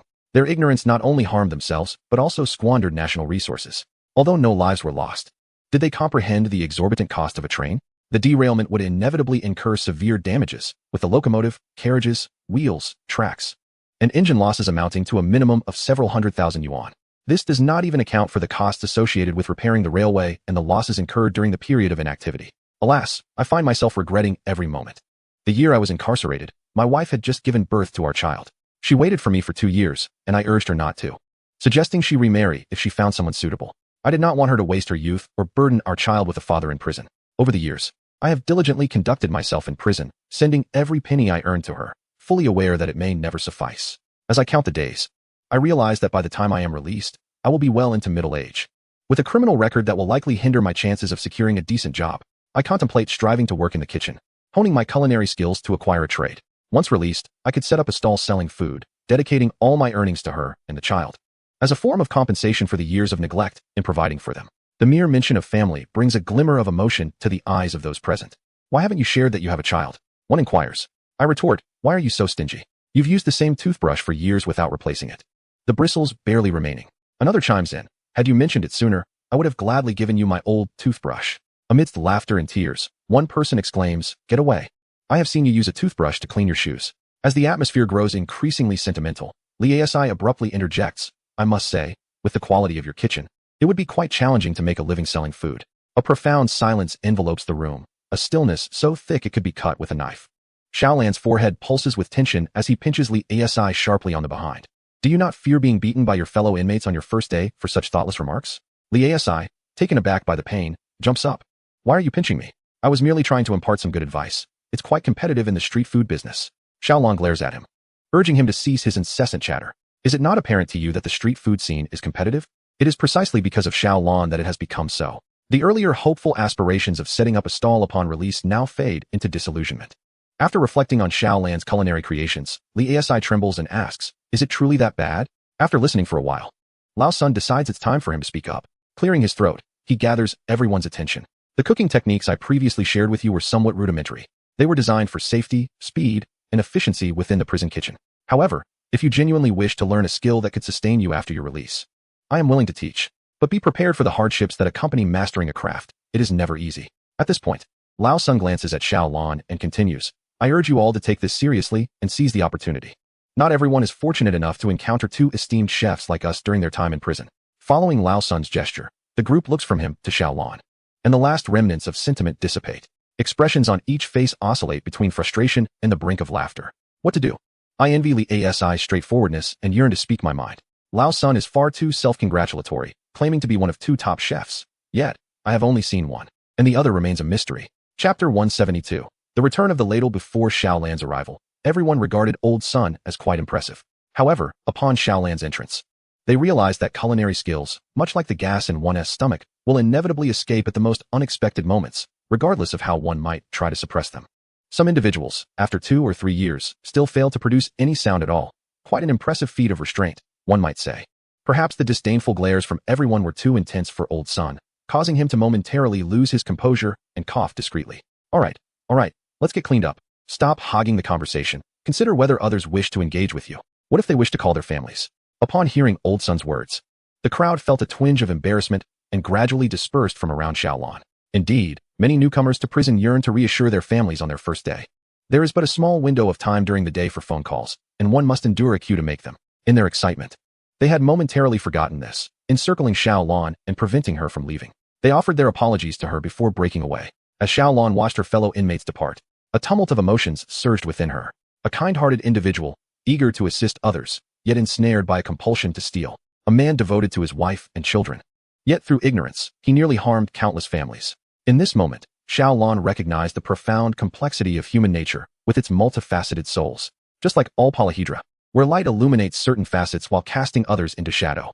The more light that bathes an individual, the larger their illuminated aspects become, while their shadows diminish. However, regardless of the proportions between light and dark, a distinct boundary, known as the line of chiaroscuro, exists between them. Those who have studied art understand that this boundary is not merely a line, but rather a surface. A person does not suddenly cross a line at a given moment and transform into a villain. Rather, they gradually extend a toe from the light, tentatively stepping into the gray area. Once assured of safety, they place their whole foot down, then half their body, oscillating between the realms of light and dark for some time. At a certain moment, whether by chance or intention, they might step into the chiaroscuro boundary. When one stands in the depths of darkness and looks back, deep gray appears less foreboding, while light gray nearly resembles white. The originally white areas become so glaring that they are difficult to behold. At this juncture, turning back requires immense courage. Many choose to forge ahead, seeking to traverse a path into the abyss. Yet, not all shadows are devoid of light. Light never abandons any corner. It finds its way in myriad forms, reflecting through other objects, illuminating the shadows. As long as one can seize a glimmer of that light and follow its direction, they will eventually find their way back to brightness. The gravest error lies in stagnation, lacking the courage to depart from darkness, or in the repetitive cycle of taking a few steps forward only to revert to old habits. Before every inmate steps out of the prison gates, the officers offer a phrase of similar sentiment: move forward, do not look back, and do not return. Yet how many can genuinely heed this earnest admonition and truly refrain from returning? Xiaolan gazed at the individuals within the dormitory, sincerely wishing them a prosperous future. After all, even a food cart, known for its disdain towards wickedness, refrained from presenting a red light to those who had been sentenced. This indicated that, in the eyes of the food cart, a criminal, upon receiving the due punishment from the law, could indeed be afforded the chance to reclaim their humanity. This understanding dawned upon Xiaolan the following day when he received the food cart's external manifestation, the cooking ladle. This item was personally handed to him by Baogua, who, in a bid to avoid drawing attention, also brought along several other ladles of the same size, feigning an upgrade of kitchen utensils. This particular size of cooking ladle was ill-suited for preparing large quantities of food, serving instead to dish out meals for the inmates. Consequently, Baogua casually mentioned an adjustment in meal portions. Due to an excess of leftovers from the previous day, lunch was to be reduced by a quarter, with the consumption observed before any further adjustments for dinner. Lao Sun, please arrange for the 2 new inmates to take on part of the meal distribution duties. The kitchen can prepare less. Understood. The 2 newcomers referred to were Xiaolan and Lia Si, with the latter merely filling a quota, as he could be placed anywhere. After imparting these instructions, Baogua cast a significant glance at Xiaolan before departing. As Xiaolan held the ladle in his hand, he noticed the blue light at the end of the handle gradually fading as Baogua left. When confronted by the other inmates, the ladle's tail light showed no response, neither glowing blue nor red. Only in Xiaolan's mind did the criminal records and sentences of the others materialize. The food cart was rather intelligent, treating inmates during their sentence as neither wholly good nor wholly bad. He had feared it would constantly emit a red light, rendering him unable to keep track. The small tail light of the ladle could easily be concealed within his palm, alleviating concerns of being discovered. However, he needed to find a place to set it down, as it was unnecessary for breakfast preparations. The typical breakfast in the prison primarily consisted of steamed buns, thin porridge, and pickled vegetables. Occasionally, if the pastry team was in high spirits, they would prepare deep-fried dough sticks and scallion pancakes to add variety, to prevent everyone from consuming porridge daily, which could spike blood sugar levels, and to mitigate excessive salt intake from the pickled vegetables. They would occasionally replace the porridge and pickles with rice noodles or regular noodles.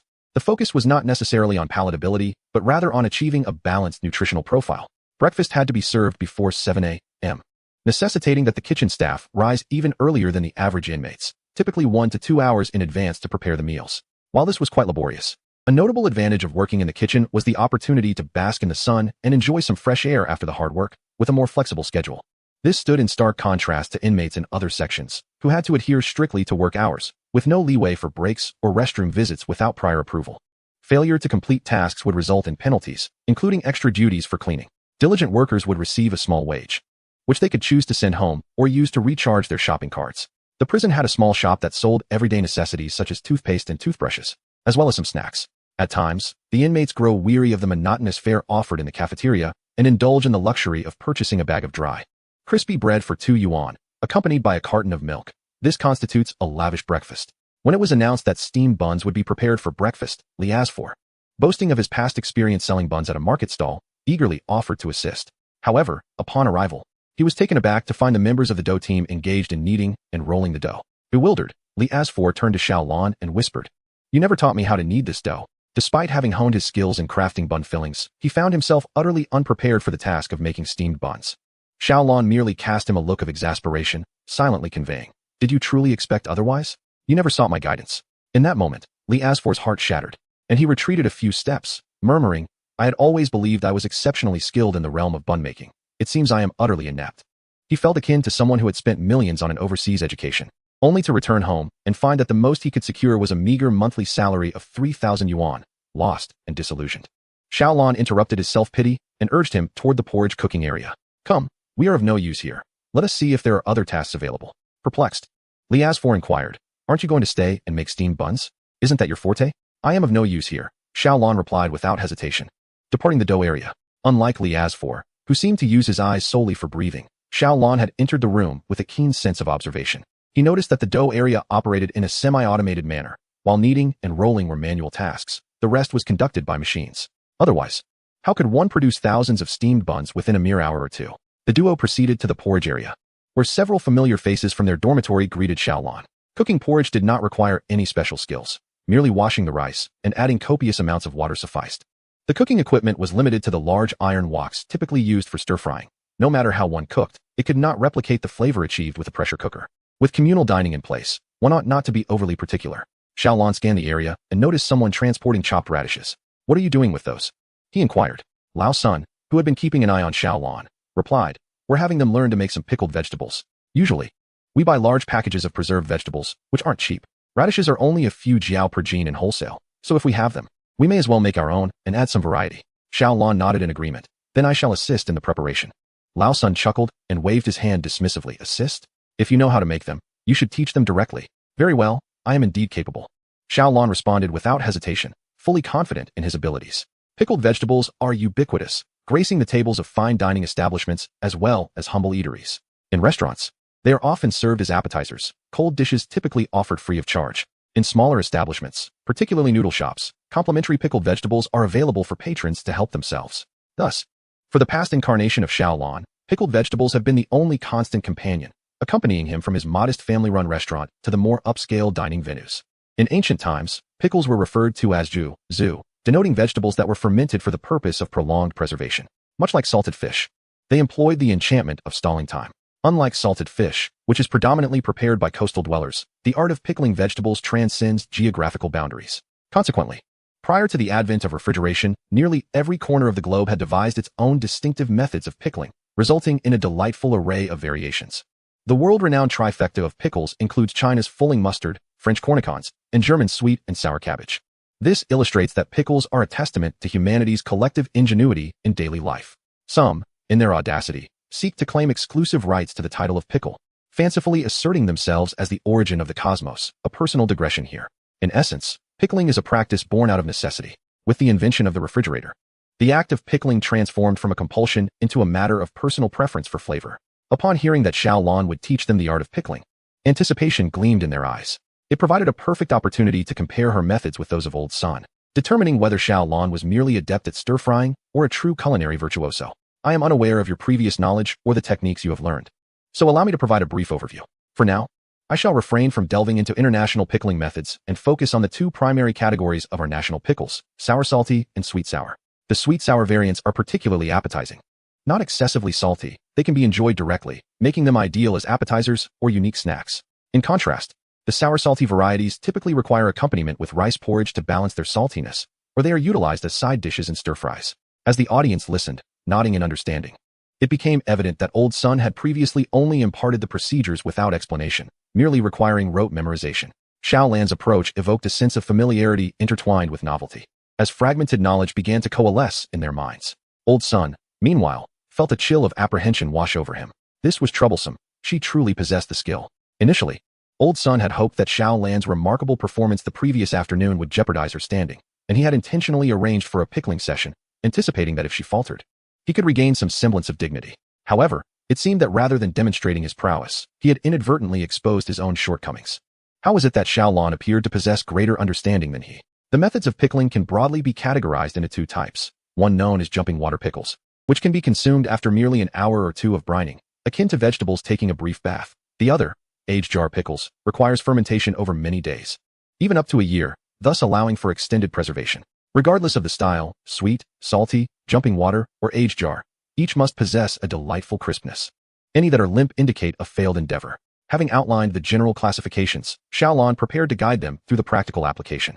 With time pressing, today's focus would be on the jumping water pickles, aiming for everyone to enjoy them before 7 o'clock. Should there be any leftovers, a portion would be reserved for preparing aged jar radishes. Xiaolon then began to direct the group, assigning tasks such as peeling and dicing. To enhance the flavor expeditiously, it is advisable to chop the ingredients into diminutive cubes or, alternatively, to slice them into thin strips. Even thin slices would suffice, prioritizing practicality over aesthetics. Do not discard the radish peels. Instead, reserve them for the preparation of a savory radish peel condiment. I shall elucidate the method subsequently, ensuring to peel them with a bit more thickness. Upon hearing this, everyone anticipated a wealth of culinary wisdom to be imparted, their enthusiasm to labor intensifying. However, there was no need for excessive effort, as they had access to automatic vegetable cutters and graters, making it somewhat unfair to expect this novice crew to wield a chef's knife. Furthermore, it should be noted that within the confines of the prison kitchen, what they wielded was not a conventional knife, but rather a fixed slicer. Old Sun leaned against the doorframe, observing the bustling activity with a visage full of joy. Entirely unlike someone who had just been unceremoniously pulled from the warmth of their bed on a frigid winter's morning. His gaze, however, bore a hint of melancholy. It was vexing. How could they, who previously appeared as mere phantoms in the early hours, now exhibit such vigor? These rascals seemed to only perform well when under the scrutiny of others. He was keen to witness the distinction between the pickles crafted under Xiaolan's guidance and those he had taught. Chapter 173. The true essence of molecular gastronomy with the finely chopped white radish. Xiaolan directed everyone to evenly sprinkle salt over the surface, massaging it in with their hands. This stage, known as water extraction, aims to draw out the radish's inherent juices. Although the juice is nutritious, it contains mustard oil, which imparts a sharp and spicy flavor to the raw radish. Additionally, radishes belong to the cruciferous vegetable family, commonly referred to as the mustard family, where managing the spiciness is a crucial aspect of culinary preparation. Cooking can dissipate much of the mustard oil, but the essence of the pickled radish lies in its raw, crisp texture. The challenge, then, is to enjoy the radish raw while mitigating its pungency. Consider this analogy. If you were a landlord with an unwelcome tenant, you would simply hire someone to evict the undesirable occupant and replace them with a tenant you prefer. The same principle applies to sour radishes. By leveraging the high osmotic potential of salt, the moisture residing within each radish cell is expelled, thereby creating space for the self-made marinade to permeate. For a more tangible comparison, consider a Michelin-starred dish priced at $800, known as Dragon's Roar corn. The preparation involves hollowing out corn kernels, leaving behind the shells, which are then filled with shrimp paste. This results in a dish that emanates the sweet aroma of corn while visually resembling the original kernels. In a microcosmic sense, sour radishes embody the essence of Dragon's Roar corn and exemplify true molecular gastronomy. From time to time, Old Sun would discreetly peek in, witnessing their water extraction process. And he couldn't help but chuckle inwardly, recognizing this as a routine step. Thus, he comfortably retreated from sight. Little did he know that as soon as he turned away, Xiaolan issued a new directive. Add a bit of white sugar and massage it in alongside the salt. Many would utilize salt alone for extracting moisture from radishes due to its superior efficacy. However, they were unaware that employing a dual approach would yield compounded results, as salt mitigates spiciness and bitterness while sugar enhances fragrance. The distinction between exceptional students and their average counterparts lies in the minutiae of detail. It is akin to a moment in class when one lowers their head to retrieve a fallen pen, only to find that upon raising it again, the teacher's discourse has become incomprehensible. Unbeknownst to Old Sun, he has missed a crucial segment. By the time he repositions himself, the radishes have completed their salting process and are now being rinsed with fresh water. This step, I am familiar with. Recognizing the familiar problem-solving method, he retreats with a sense of confidence reminiscent of a diligent student who drifts into slumber during lectures. Meanwhile, Xiaolan deftly picks up a strand of radish, bending it in front of the class. Observe, she states. This degree of bend without breaking indicates that the salting has been executed properly. Should it snap, it signifies insufficient preparation. While rinsing, one must ensure that the surface salt is washed away, squeezing gently to expel any residual juices. If the salting process is only halfway complete, the taste will be lackluster. Many mistakenly attribute this to inadequate soaking time when, in truth, the issue lies in insufficient salting duration, which also increases the likelihood of spoilage later on. The audience nods in understanding, silently taking notes. Previously, Old Sun instructed them merely to rub the radishes with salt a couple of times and to set them aside until softened, without specifying the desired softness. If visual assessment proves challenging, one could extract a few, rinse them, and taste. If neither spiciness nor saltiness is detected, they are ready. In moments of uncertainty, one can rely on their sense of smell. To ensure clarity, Xiaolon elaborated on several methods. When Old Sun calculated the time and returned, hoping to glean the recipe for the seasoning, he witnessed Xiaolon artfully pouring ingredients into a bowl, a suitable amount of boiled water, vinegar, salt, sugar, and chili, each measured according to personal preference.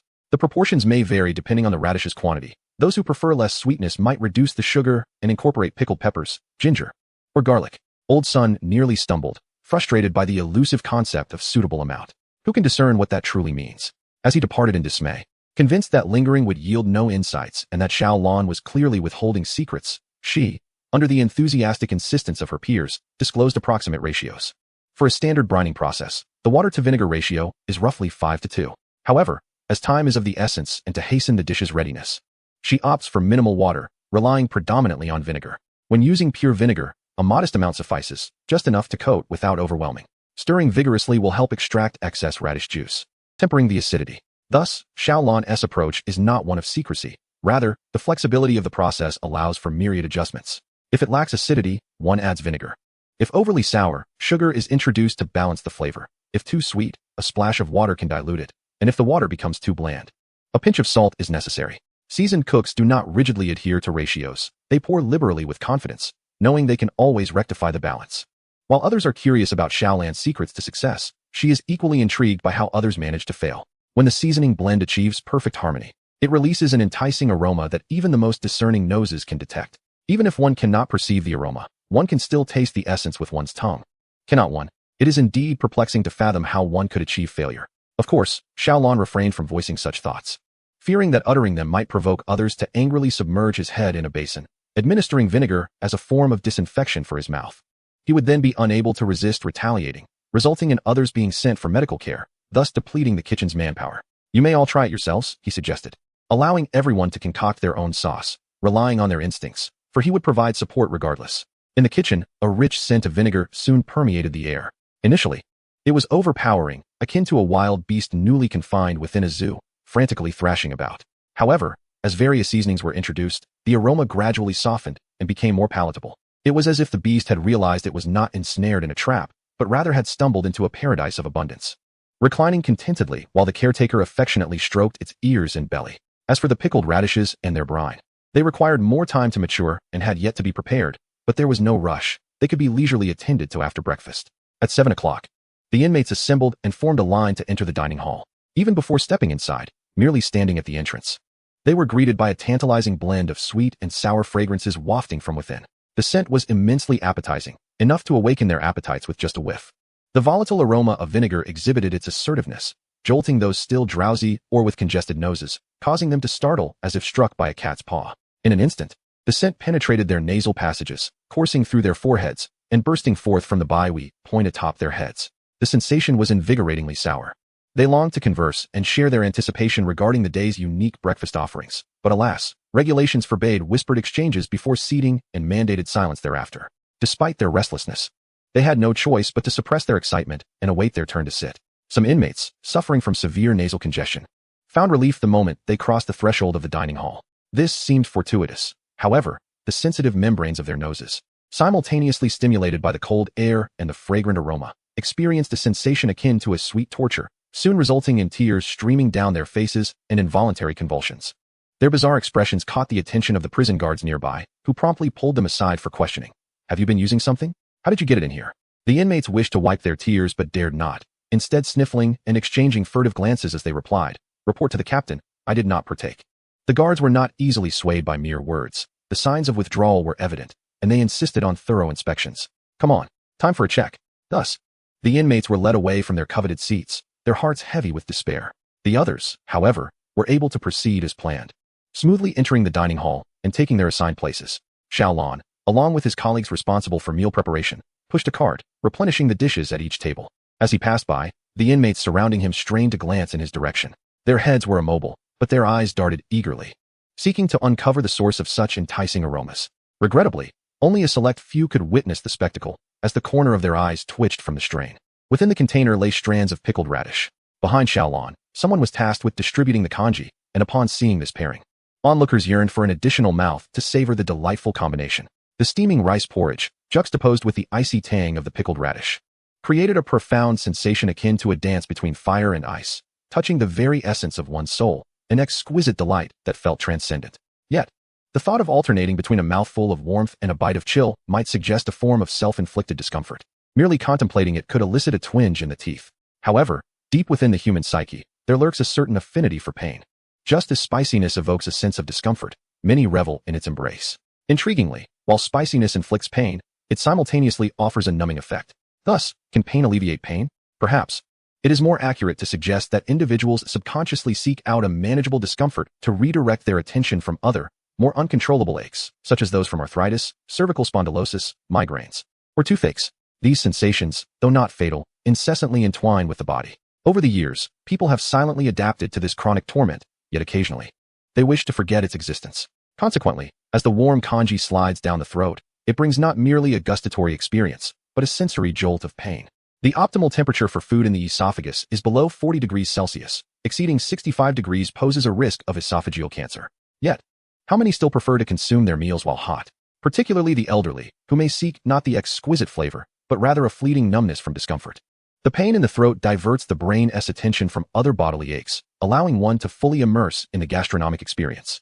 Fortunately, on this chilly day, the inmates began to eat only after the command to commence dining, granting the congee ample time to cool. By the moment it reached their lips, it was no longer scalding to an unbearable degree. The warm porridge paved the way like a retinue clearing the path for a triumphant scholar. Then, the protagonist made its entrance, as a spoonful of radish strands was lifted to the mouth. The radish appeared as white as snow, adorned with a few vibrant red chili rings, reminiscent of plum blossoms blooming in a wintry landscape. Due to its brief soaking time, the spiciness had not fully permeated, allowing even those averse to heat to partake without trepidation.